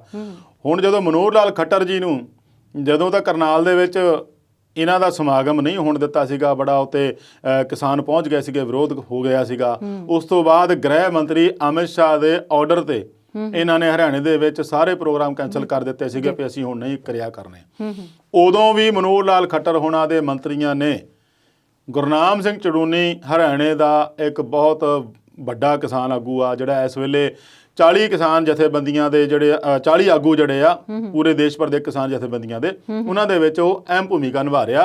ਹਰਿਆਣੇ ਦੇ ਵਿੱਚ ਲਿਜਾਣ ਦੇ ਵਿੱਚ ਵੀ ਉਹਦੀ ਸਾਡੀ ਪੰਜਾਬ ਵਾਲਿਆਂ ਨੂੰ ਉਹਦੀ ਅਹਿਮ ਭੂਮਿਕਾ ਰਹੀ ਆ। ਸ਼ੁਰੂ ਤੋਂ ਨਿਸ਼ਾਨਾ ਉਹਨੂੰ ਟਾਰਗੇਟ ਕਰਦੇ ਆ ਰਹੇ ਆ, ਨਿਸ਼ਾਨਾ ਬਣਾਉਂਦੇ ਆ ਰਹੇ ਸੀਗੇ। ਹੁਣ ਦੁਬਾਰਾ ਫਿਰ ਸ਼ੁਰੂ ਕਰਤਾ ਹੋਣਾ ਵੀ ਸ਼ਾਇਦ ਦੇਖੀਏ ਉਹ ਕਿੱਧਰ ਨੂੰ ਮੋੜ ਮੁੜਦਾ। ਉਹਨਾਂ ਤੋਂ ਹੁਣ ਇਹ ਕਹਿਣ ਲੱਗ ਪਏ ਆ ਵੀ ਇਹ ਜਿਹੜੇ ਆ ਆਗੂ ਕਿਸਾਨਾਂ ਦੇ ਮੋਢਿਆਂ ਤੇ ਰੱਖ ਕੇ ਬੰਦੂਕ ਚਲਾਉਂਦੇ ਆ। ਹੁਣ ਜਦੋਂ ਤਾਂ ਟਕੈਤ ਹੋਣਾ ਦੀ ਗੱਲ ਕਰੀਏ ਤਾਂ 27-28 ਵਾਲੇ ਦਿਨ ਜਨਵਰੀ ਦੇ, ਜਦੋਂ ਯੂਪੀ ਸਰਕਾਰ ਦੀ ਪ੍ਰਸ਼ਾਸਨ ਪੁਲਿਸ ਫੜਨ ਆਈ ਸੀਗੀ, ਉਹ ਨਹੀਂ ਫੜ ਸਕੀ ਔਰ ਇਹਨਾਂ ਨੂੰ ਪਤਾ ਲੱਗ ਗਿਆ ਸੀਗਾ ਵੀ ਭਾਜਪਾ ਦੇ ਆਗੂ MLA ਇੱਥੇ ਪਹੁੰਚ ਚੁੱਕੇ, ਆਪਣੇ ਬੰਦੇ ਲੈ ਕੇ, ਆਪਣੇ ਗੁੰਡੇ ਲੈ ਕੇ, ਤੇ ਇਹਨਾਂ ਨੇ ਦੰਗੇ ਕਰਵਾ ਦੇਣੇ ਆ। ਉਸ ਮੌਕੇ ਉਹ ਮੌਕਾ ਹੀ ਸਾਂਭ ਗਿਆ ਸੀ ਰਕੇਸ਼ ਟਕੈਤ, ਜਿਹਦੇ ਕਰਕੇ ਇੰਨਾ ਜਨ ਸੈਲਾਬ ਹੋ ਗਿਆ ਸੀ ਕਿ ਉੱਥੇ ਕਿਸਾਨ ਹੁਮਾ ਕੇ ਰਾਤੋਂ ਰਾਤ ਗਾਜ਼ੀਪੁਰ ਬਾਰਡਰ ਤੇ ਪਹੁੰਚ ਗਏ ਸੀ।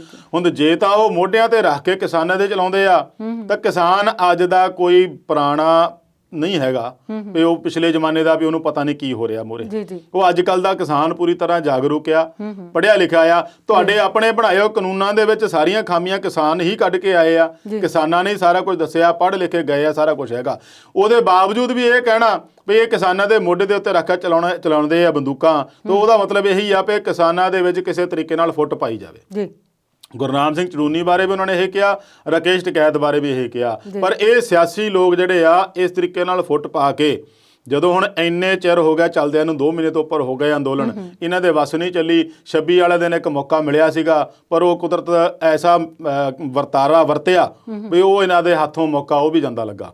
ਨਹੀਂ ਤਾਂ ਉਦੋਂ ਇਹਨਾਂ ਦੇ ਕੰਮ ਮੇਰੇ ਖਿਆਲ ਹੈ ਵੀ ਸਰਕਾਰ ਪੂਰੀ ਤਰ੍ਹਾਂ ਹਾਵੀ ਹੋ ਗਈ ਸੀਗੀ। ਹੁਣ ਜਦੋਂ ਇਸ ਤਰੀਕੇ ਨਾਲ ਵਧਦਾ ਜਾ ਰਿਹਾ ਅੰਦੋਲਨ, ਲੋਕ ਹੋਰ ਗਿਣਤੀ ਵਧੀ ਜਾ ਰਹੀ ਆ, ਚੜ੍ਹਦੀਆਂ ਕਲਾਂ 'ਚ ਹੋ ਰਿਹਾ, ਆਲੇ ਦੁਆਲੇ ਦੇ ਹੋਰ ਸਟੇਟਾਂ ਦੇ ਲੋਕ ਵੀ ਉੱਥੇ ਉਹਦੇ ਸੰਘਰਸ਼ ਵਿੱਚ ਆ ਕੇ ਜੁੜ ਰਹੇ ਆ, ਬੀਬੀਆਂ ਵੱਡੀ ਗਿਣਤੀ 'ਚ ਪਹੁੰਚ ਰਹੀਆਂ। ਤੇ ਹੁਣ ਸਰਕਾਰਾਂ ਦੇ ਹੱਥ ਕੁਝ ਲੱਗਦਾ ਨਹੀਂ, ਤਾਂ ਉਹ ਦੇਖਦੇ ਆ ਵੀ ਹੁਣ ਇਸ ਤਰੀਕੇ ਨਾਲ ਬਿਆਨ ਦੇ ਕੇ ਵੀ ਆਪਾਂ ਕਿਸੇ ਤਰ੍ਹਾਂ ਇਹਨਾਂ ਨੂੰ ਭੜਕਾਇਆ ਜਾਵੇ, ਕਿਸਾਨਾਂ ਨੂੰ ਇਹਨਾਂ ਦੇ ਖਿਲਾਫ, ਜਾਂ ਇਹਨਾਂ ਦੇ ਫੁੱਟ ਪਾ ਕੇ ਇਸ ਅੰਦੋਲਨ ਨੂੰ ਕਿਤੇ ਨਾ ਕਿਤੇ ਖਤਮ ਕਰਨ ਦੀ ਕੋਸ਼ਿਸ਼ ਕੀਤੀ ਜਾ ਰਹੀ ਹੈ। ਤੇ ਇਧਰ ਦੀਪ ਸਿੱਧੂ ਦੀ ਗ੍ਰਿਫਤਾਰੀ ਹੋਈ ਨੂੰ 2 ਦਿਨ ਹੋ ਗਏ ਹਨ, ਤੇ ਅੱਜ ਇੱਕ ਹੋਰ ਗ੍ਰਿਫਤਾਰੀ ਹੋਈ ਹੈ। ਕਿਹਨੂੰ ਗ੍ਰਿਫਤਾਰ ਕੀਤਾ ਗਿਆ ਤੇ ਕਿੱਥੋਂ ਗ੍ਰਿਫਤਾਰ ਕੀਤਾ ਗਿਆ?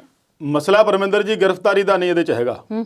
ਇਹਦੇ 'ਚ ਸਰਕਾਰ ਇਸ ਗੱਲ ਦੀ ਜਾਂਚ ਕਿਉਂ ਨਹੀਂ ਕਰਦੀ ਵੀ ਤੁਹਾਡੀ ਇੰਨੀ ਸੁਰੱਖਿਆ ਦੇ ਬਾਵਜੂਦ ਲਾਲ ਕਿਲੇ ਤੱਕ ਇੰਨੀ ਭੀੜ ਪਹੁੰਚ ਕਿੱਥੇ ਗਈ, ਕਿਵੇਂ ਗਈ? ਫਿਰ ਜੇ ਲਾਲ ਕਿਲੇ ਪਹੁੰਚ ਗਈ ਤਾਂ ਫਸੀਲ ਤੱਕ ਕਿੱਦਾਂ ਚੱਲ ਗਈ, ਫਸੀਲ ਤੋਂ ਬਾਅਦ ਫਿਰ ਅੰਦਰ ਕਿਵੇਂ ਦਾਖਲ ਹੋ ਗਈ? ਇਸ ਗੱਲ ਦਾ ਤਾਂ ਕੋਈ ਜ਼ਿਕਰ ਹੀ ਨਹੀਂ ਕਰਦਾ। ਠੀਕ ਆ, ਤੁਹਾਡੇ ਉਸ ਲਾਲ ਕਿਲੇ ਦੇ ਉੱਤੇ ਜੋ ਕੁਝ ਹੋਇਆ ਉਹ ਨਹੀਂ ਹੋਣਾ ਚਾਹੀਦਾ ਸੀ, ਉਹਦੇ ਲਈ ਉਹ ਕਾਨੂੰਨੀ ਪ੍ਰਕਿਰਿਆ ਪੁਲਿਸ ਚੱਲ ਰਹੀ ਆ। ਦੀਪ ਸਿੱਧੂ ਫੜ ਲਿਆ, ਉਸ ਤੋਂ ਪਹਿਲਾਂ ਵੀ ਕਾਫੀ ਫੜੇ ਆ ਬੰਦੇ, 125-30 ਬੰਦੇ ਪਹਿਲਾਂ ਹੀ ਹਿਰਾਸਤ ਵਿੱਚ ਇਹਨਾਂ ਦੇ ਹੈਗੇ ਆ। ਹੁਣ ਇੱਕ ਬੰਦਾ ਇਕਬਾਲ ਸਿੰਘ ਕਰਕੇ ਆ, ਹੁਸ਼ਿਆਰਪੁਰੋਂ ਫੜਿਆ ਦਿੱਲੀ ਪੁਲਿਸ ਨੇ। ਇਹਦੇ ਵਿੱਚ ਲੱਖਾ ਸਿਧਾਣਾ ਵੀ ਇਹਨਾਂ ਦੇ ਨਾਮਜ਼ਦ ਕੀਤਾ ਹੋਇਆ, ਉਹਨਾਂ ਤੇ ਇਨਾਮ ਵੀ ਰੱਖਿਆ ਆ। ਪਰ ਗੱਲ ਉੱਥੇ ਆਉਂਦੀ ਹੈ ਨਾ ਵੀ ਤੁਸੀਂ ਉਹਦੀ ਜਾਂਚ ਕਿਉਂ ਨਹੀਂ ਕਰਾ ਕੇ ਦੇਖਦੇ? ਜੇ ਮੰਨ ਲਓ ਸਰਕਾਰ ਕਿਸੇ ਹੋਰ ਦੀ ਹੁੰਦੀ, ਇਸ ਨਾਲ ਹੀ ਭਾਜਪਾ ਵਾਲਿਆਂ ਨੇ ਧਰਨੇ ਪ੍ਰਦਰਸ਼ਨ ਤੇ ਬਹਿ ਜਾਣਾ ਸੀਗਾ ਵੀ ਇਸ ਗੱਲ ਦੀ ਜਾਂਚ ਕਰਾਈ ਜਾਵੇ ਵੀ ਲਾਲ ਕਿਲੇ ਤੱਕ ਇੰਨੀ ਭੀੜ ਗਈ ਤਾਂ ਗਈ ਕਿਵੇਂ। ਉਸ ਗੱਲ ਦੀ ਜ਼ਿਕਰ ਜਿਹੜਾ ਆ ਵਿਰੋਧੀ ਪਾਰਟੀਆਂ ਨੂੰ ਵੀ ਉਠਾਉਣਾ ਚਾਹੀਦਾ ਵੀ ਇਹਦੀ ਨਿਰਪੱਖ ਜਾਂਚ ਹੋਵੇ। ਤੈਅ ਰੂਟ ਤੋਂ ਦੂਜੇ ਪਾਸੇ ਲਿਜਾਣ ਵਾਲੇ ਕੌਣ ਆ? ਜਦ ਤੁਸੀਂ ਉਹ ਰੂਟ ਬੰਦ ਹੀ ਕਰ ਦਿੱਤਾ ਸੀਗਾ ਵੀ ਇੱਧਰ ਨਹੀਂ ਆਉਣ ਦੇਣਾ, ਤੁਹਾਡੀ ਗੱਲਬਾਤ ਮੁੱਕ ਗਈ ਦਿੱਲੀ ਪੁਲਿਸ ਨਾਲ, ਕਿਸਾਨ ਆਗੂਆਂ ਦੇ ਨਾਲ, ਵੀ ਤੁਹਾਨੂੰ ਰੂਟ ਆ ਦਿੱਤਾ ਜਾਂਦਾ ਆ, ਕੁਦਰਤੀ ਆਪੇ ਉਹ ਰੂਟ ਬੰਦ ਕਰਤਾ ਹੋਊਗਾ। ਉਸ ਵੇਲੇ ਸਵੇਰੇ ਉਹ ਰੂਟ ਕਿਹਨੇ ਖੋਲਿਆ? ਇਸ ਗੱਲ ਦੀ ਜਾਂਚ ਹੋਣੀ ਚਾਹੀਦੀ ਆ।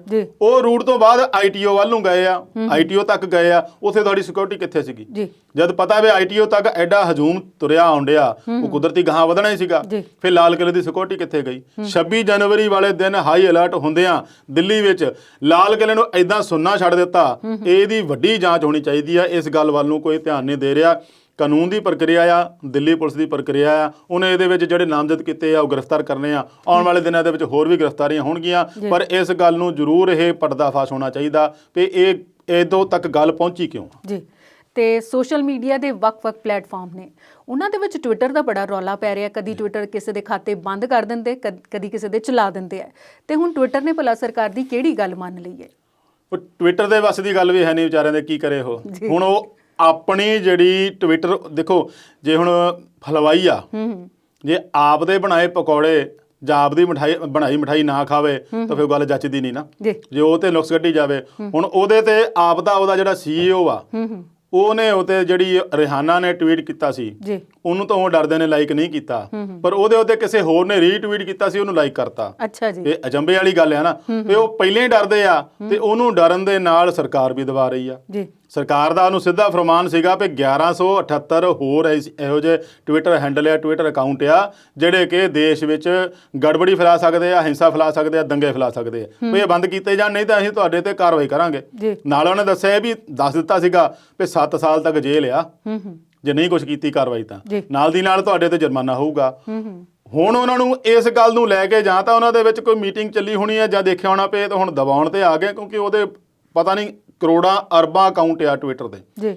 ਇਦਾਂ ਤਾਂ ਹਰੇਕ ਦੇਸ਼ ਵਾਲਾ ਵੀ ਬੰਦ ਕਰਦਾ ਫਿਰੂਗਾ, ਪਰ ਫਿਰ ਵੀ ਉਹਨਾਂ ਨੇ ਸਰਕਾਰ ਦੇ ਕਹਿਣ ਤੇ ਕੁਝ ਅਕਾਊਂਟ ਜਿਹੜੇ ਬੰਦ ਕਰਤੇ ਆ, ਜਿਹੜੇ ਉਹਨਾਂ ਨੇ ਨਾਲ ਇਹ ਵੀ ਦੱਸਿਆ, ਨੋਟਿਸ ਦਾ ਜਵਾਬ ਵੀ ਦਿੱਤਾ ਵੀ ਸਾਨੂੰ ਜਿੱਥੋਂ ਲੱਗਦਾ ਸੀ ਵੀ ਇਹ ਜਿਹੜੇ ਆ ਵਾਇਲੈਂਸ ਨੂੰ ਪੈਦਾ ਕਰ ਸਕਦੇ ਆ, ਇਹ ਜਿਹੜੇ ਆ ਹਿੰਸਾ ਨੂੰ ਜਾਂ ਗੜਬੜੀ ਪੈਦਾ ਕਰ ਸਕਦੇ ਆ, ਜਾਂ ਨਫ਼ਰਤੀ ਵਾਲੇ ਆ, ਇਹ ਅਕਾਊਂਟ ਅਸੀਂ ਬੰਦ ਕਰ ਦਿੰਦੇ ਆ।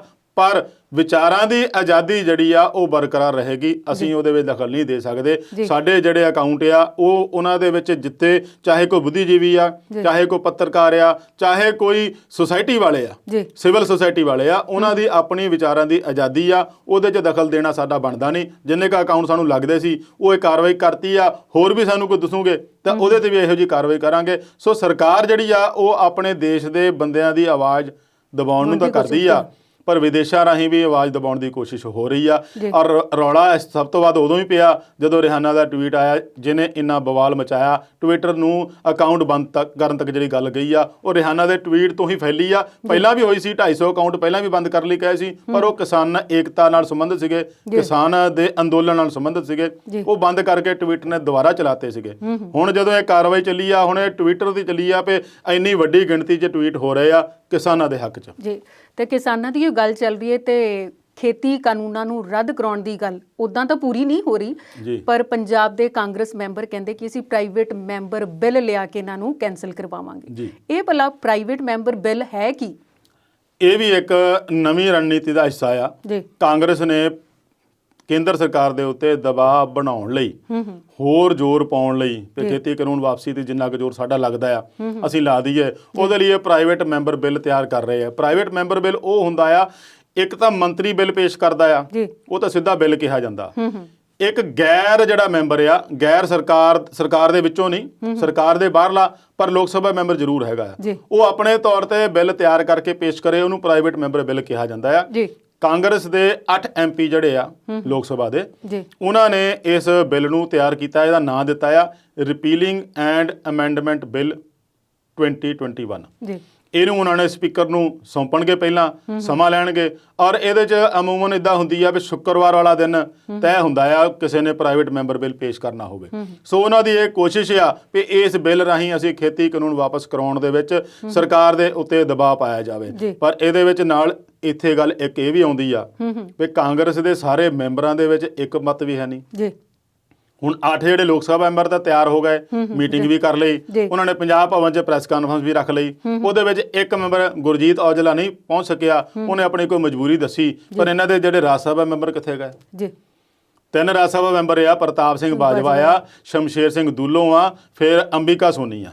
ਉਹ 3 ਮੈਂਬਰਾਂ ਦੀ ਜਾਂ ਤਾਂ ਸੁਰ ਨਹੀਂ ਰਲਦੀ ਇਹਨਾਂ ਨਾਲ, ਤੇ ਜਾਂ ਇਹਨਾਂ ਨੇ ਉਹਨੂੰ ਪੁੱਛਿਆ ਨਹੀਂ। ਜੇ ਹੁਣ ਨਾਲ ਇਹਦੀ ਨਾਲ ਇਹ ਵੀ ਕਹਿ ਰਹੇ ਨਾ ਵੀ ਜੇ ਅਸੀਂ ਲੋਕ ਸਭਾ ਦੇ ਵਿੱਚ ਪ੍ਰਾਈਵੇਟ ਮੈਂਬਰ ਬਿੱਲ ਪੇਸ਼ ਕਰਦੇ ਆ ਤਾਂ ਅਸੀਂ ਰਾਜ ਸਭਾ ਦੇ ਵਿੱਚ ਵੀ ਇਹੋ ਜਿਹੀ ਕੰਮ ਕਰਨ ਦੀ ਕੋਸ਼ਿਸ਼ ਕਰਾਂਗੇ ਤਾਂ ਕਿ ਦੋਨਾਂ ਸਦਨਾਂ ਦੇ ਵਿੱਚ ਜ਼ੋਰ ਪਵੇ। ਤੇ ਜੇ ਦੋਨਾਂ ਸਦਨਾਂ 'ਚ ਜ਼ੋਰ ਪਾਉਣਾ ਹੋਵੇ, ਤੁਹਾਡੇ ਆਪਦੇ ਮੈਂਬਰ 3 ਤੁਹਾਡੇ ਨਾਲ ਨਹੀਂ, ਬਾਕੀ ਪਾਰਟੀਆਂ ਨੂੰ ਤੁਸੀਂ ਰਲਾਉਣ ਦੀ ਕੋਸ਼ਿਸ਼ ਕਰਦੇ ਆ, ਕਹਿੰਦੇ ਅਸੀਂ ਬਾਕੀ ਪਾਰਟੀਆਂ ਨੂੰ ਲਵਾਂਗੇ, ਤੇ ਉਹ ਕਿਵੇਂ ਰਲਣਗੇ? ਉਹ ਕਹਿੰਦੇ ਤੁਹਾਡੇ ਮੈਂਬਰ ਕਿੱਥੇ ਆ 3?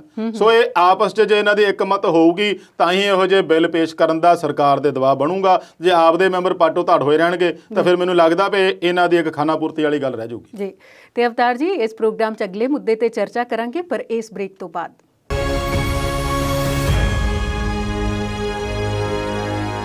ਬ੍ਰੇਕ ਤੋਂ ਬਾਅਦ ਵਿਚਾਰ ਚਰਚਾ ਦੇ ਆਖਰੀ ਹਿੱਸੇ 'ਚ ਤੁਹਾਡਾ ਸਵਾਗਤ। ਤੇ ਅਵਤਾਰ ਜੀ, ਵਾਪਸ ਆਉਂਦੇ ਆ ਉਸੇ ਕਿਸਾਨੀ ਅੰਦੋਲਨ ਦਾ ਪੱਖ ਪੂਰਨ ਵਾਲਿਆਂ ਤੇ ਹੁਣ ਸਾਬਕਾ IAS ਤੇ IPS ਅਫਸਰ ਵੱਡੇ ਜਿਹੜੇ ਨੇ, ਉਹਨਾਂ ਨੇ ਵੀ ਇੱਕ ਮਤਲਬ ਬੈਠਕ ਕੀਤੀ ਹੈ ਤੇ ਫੈਸਲਾ ਕੀਤਾ ਹੈ ਕਿ ਅਸੀਂ ਰਾਸ਼ਟਰਪਤੀ ਨੂੰ ਮਿਲ ਕੇ ਮੈਮੋਰੈਂਡਮ ਦੇ ਕੇ ਆਵਾਂਗੇ। ਪਰ ਉਹਨਾਂ ਦਾ ਇਹ ਕਰਨਾ ਠੀਕ ਤਾਂ ਹੈ, ਪਰ ਕਿਆ ਅਸਰ ਹੋਏਗਾ? ਕੋਈ ਕੋਸ਼ਿਸ਼ ਕਰਨ 'ਚ ਕੀ ਹਰਜ ਆ?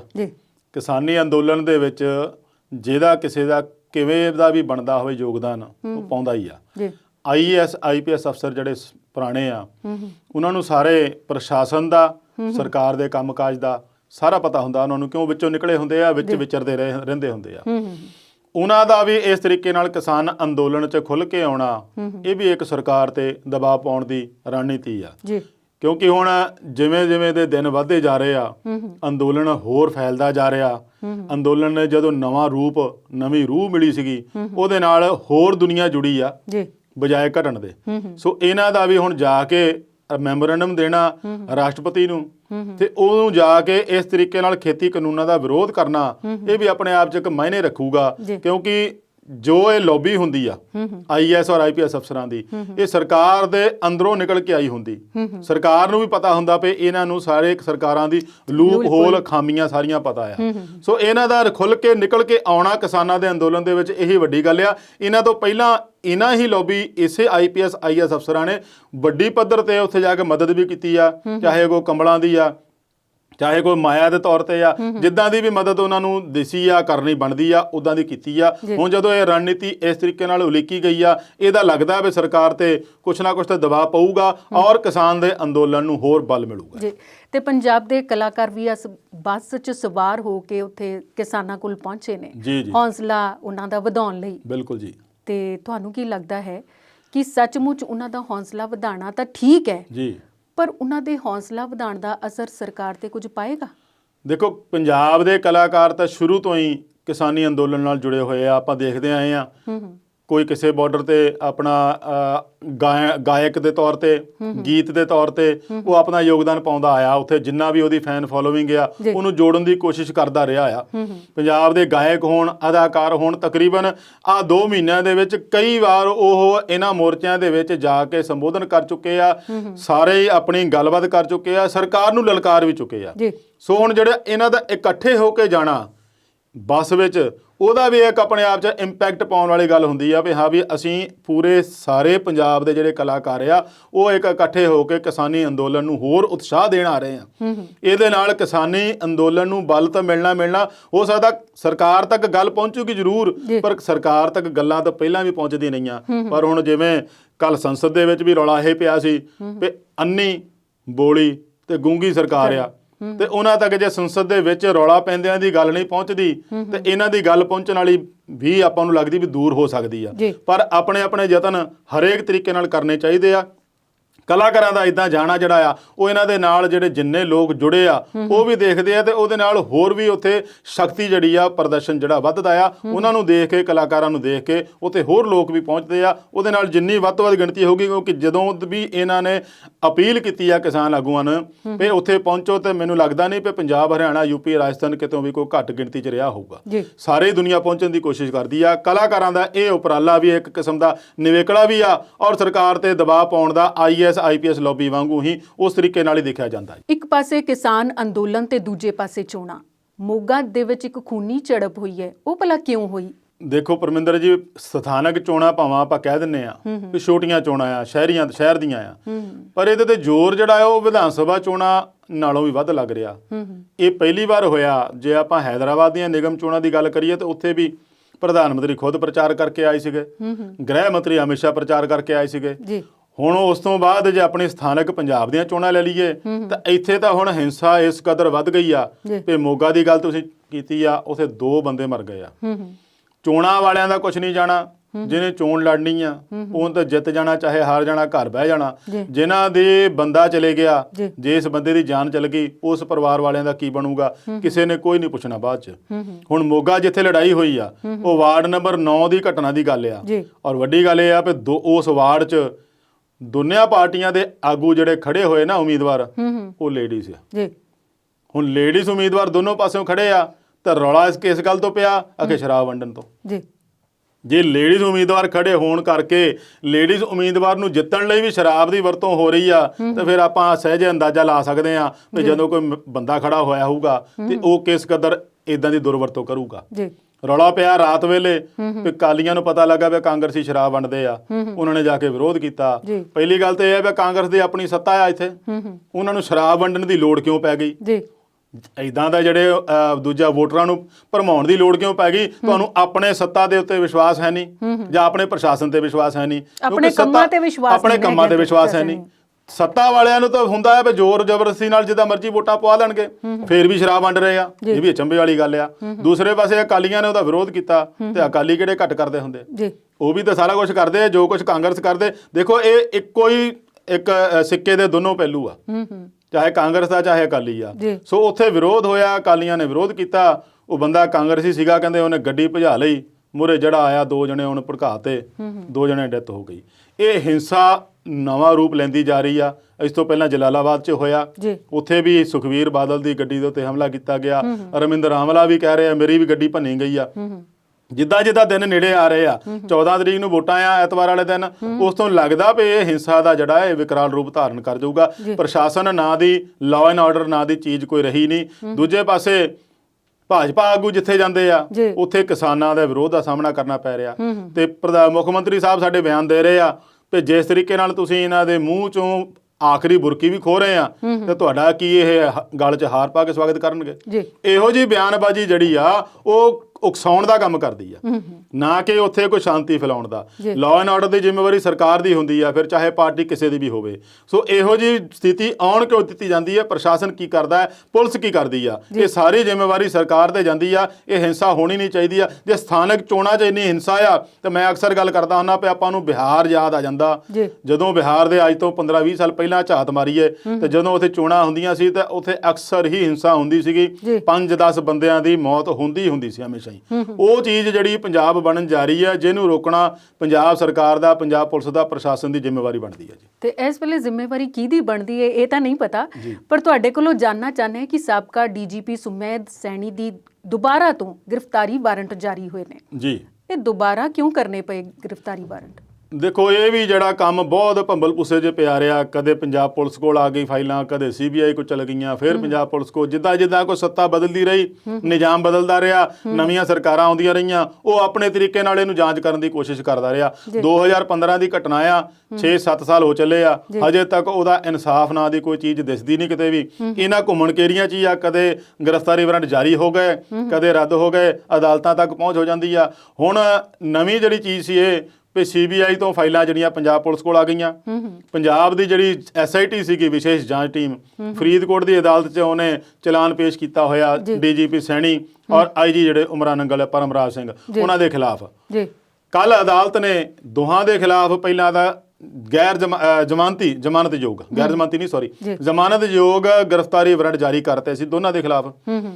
ਹੁਣ ਉਹਦੇ ਵਿੱਚ ਜਦੋਂ ਬਾਅਦ 'ਚ ਪਹਿਲੂ ਜੱਜ ਨੇ ਵਿਚਾਰਿਆ ਤਾਂ ਪਰਮਰਾਜ ਸਿੰਘ ਉਮਰਾ ਨੰਗਲ ਨੂੰ ਹਾਈ ਕੋਰਟ ਤੋਂ ਉਹਨਾਂ ਦੀ ਗ੍ਰਿਫਤਾਰੀ ਤੇ ਸਟੇ ਮਿਲ ਜੂਗਾ। ਫਿਰ ਉਹਨਾਂ ਦਾ ਗ੍ਰਿਫਤਾਰੀ ਵਾਰੰਟ ਕੈਂਸਲ ਕੀਤਾ। ਹੁਣ ਜਿਹੜੀ ਗ੍ਰਿਫਤਾਰੀ ਵਾਰੰਟ ਸਿਰਫ ਸੁਮੇਧ ਸੈਣੀ ਦਾ ਆ, ਪਰ ਉਹ ਜ਼ਮਾਨਤਯੋਗ ਆ। ਫਿਰ ਵੀ ਉਹਨਾਂ ਨੂੰ ਪੇਸ਼ ਹੋਣ ਲਈ ਕਿਹਾ ਸੀ, ਪਰ ਉਹ ਪੇਸ਼ ਨਹੀਂ ਹੋਏ। ਗੱਲ ਇੱਥੇ ਆਉਂਦੀ ਆ ਵੀ ਮੋਰੇ ਆ ਰਹੀਆਂ ਇਲੈਕਸ਼ਨਸ ਵਿਧਾਨ ਸਭਾ ਦੀਆਂ, ਇਸ ਵੇਲੇ ਸਥਾਨਕ ਚੋਣਾਂ ਦੀਆਂ ਵੀ ਚੱਲ ਰਹੀਆਂ। ਉਹ ਲਾਹਾ ਜਿਹੜੀ ਹਰ ਸਰਕਾਰ ਆ, ਹਰ ਪਾਰਟੀ ਆ, ਕਿਸੇ ਨਾ ਕਿਸੇ ਮੁੱਦੇ ਤੋਂ ਲੈਣਾ ਚਾਹੁੰਦੀ ਹੁੰਦੀ ਆ। ਸੋ ਇਹ ਮੁੱਦਾ ਵੀ ਇਸ ਵੇਲੇ ਇਸ ਤਰੀਕੇ ਨਾਲ ਉਛਾਲਿਆ ਜਾ ਰਿਹਾ ਵੀ ਜਦੋਂ ਤੱਕ ਇਲੈਕਸ਼ਨ ਆਉਣੀ ਆ, ਮੈਨੂੰ ਲੱਗਦਾ ਵੀ ਇਹਦੇ ਵਿੱਚ ਕਿਤੇ ਨਾ ਕਿਤੇ ਇਹਨਾਂ ਨੇ ਕੋਈ ਨਾ ਕੋਈ ਕਨਕਲੂਜਨ ਜ਼ਰੂਰ ਕੱਢਣਗੇ। ਫਾਸਟ ਟਰੈਕ ਅਦਾਲਤ ਵੀ ਬਣ ਰਹੀ ਆ, ਜਿਹਦੇ ਤੇ ਇਸ ਦੀ ਕਾਰਵਾਈ ਤੇਜ਼ੀ ਨਾਲ ਚੱਲੂਗੀ। ਹੁਣ ਹੋਰ ਤੇਜ਼ੀ ਨਾਲ ਕਿੰਨੀ ਕੁ ਹੋ ਸਕਦੀ ਹੈ ਪਤਾ ਨਹੀਂ, 6 ਸਾਲ ਤੋਂ ਪਹਿਲਾਂ ਲੰਘ ਗਏ ਆ, ਤੇ ਤੇਜ਼ੀ ਹੋਰ ਕਿੱਦਾਂ ਦਿਖਾਲਦੇ ਆ ਇਹਦਾ ਸਮਾਂ ਦੱਸੂਗਾ। ਫਾਸਟ ਟਰੈਕ ਅਦਾਲਤ ਨੂੰ ਵੈਸੇ ਸਰਕਾਰ ਨੇ ਮਨਜ਼ੂਰੀ ਦੇ ਦਿੱਤੀ ਗਈ ਆ। ਐਡਵੋਕੇਟ ਜਨਰਲ ਅਤੁਲ ਨੰਦਾ ਹੋਣੀ ਆ, ਉਹ ਇਹਦੀ ਸਾਰੀ ਦੇਖ ਰੇਖ ਕਰ ਰਹੇ ਆ, ਕਾਰਵਾਈ ਨੂੰ ਅੰਜਾਮ ਦੇ ਰਹੇ ਆ। ਆਉਣ ਵਾਲੇ ਦਿਨਾਂ ਦੇ ਵਿੱਚ ਜਿਹੜੀ ਆ ਇਹਦੀ ਜਿਹੜੀ ਕਾਂਡ ਆ, ਬਹਿਬਲ ਕਲਾਂ ਗੋਲੀ ਕਾਂਡ ਹੋਈ, ਚਾਹੇ ਉਹ ਕੋਟਕਪੂਰਾ ਗੋਲੀ ਕਾਂਡ ਹੋਇਆ, ਦੋਨਾਂ ਦੇ ਵਿੱਚ ਹੀ ਸੁਮੇਧ ਸੈਣੀ ਨਾਮਜ਼ਦ ਆ, ਉਮਰਾ ਨੰਗਲ ਨਾਮਜ਼ਦ ਆ, 5-7 ਹੋਰ ਅਫਸਰ ਆ ਜਿਹੜੇ ਮੋਗਾ ਦੇ ਚਰਨਜੀਤ ਸ਼ਰਮਾ ਹੋਣੀ ਆ, ਉਹ ਵੀ ਨਾਮਜ਼ਦ ਹੋ ਚੁੱਕੇ ਆ।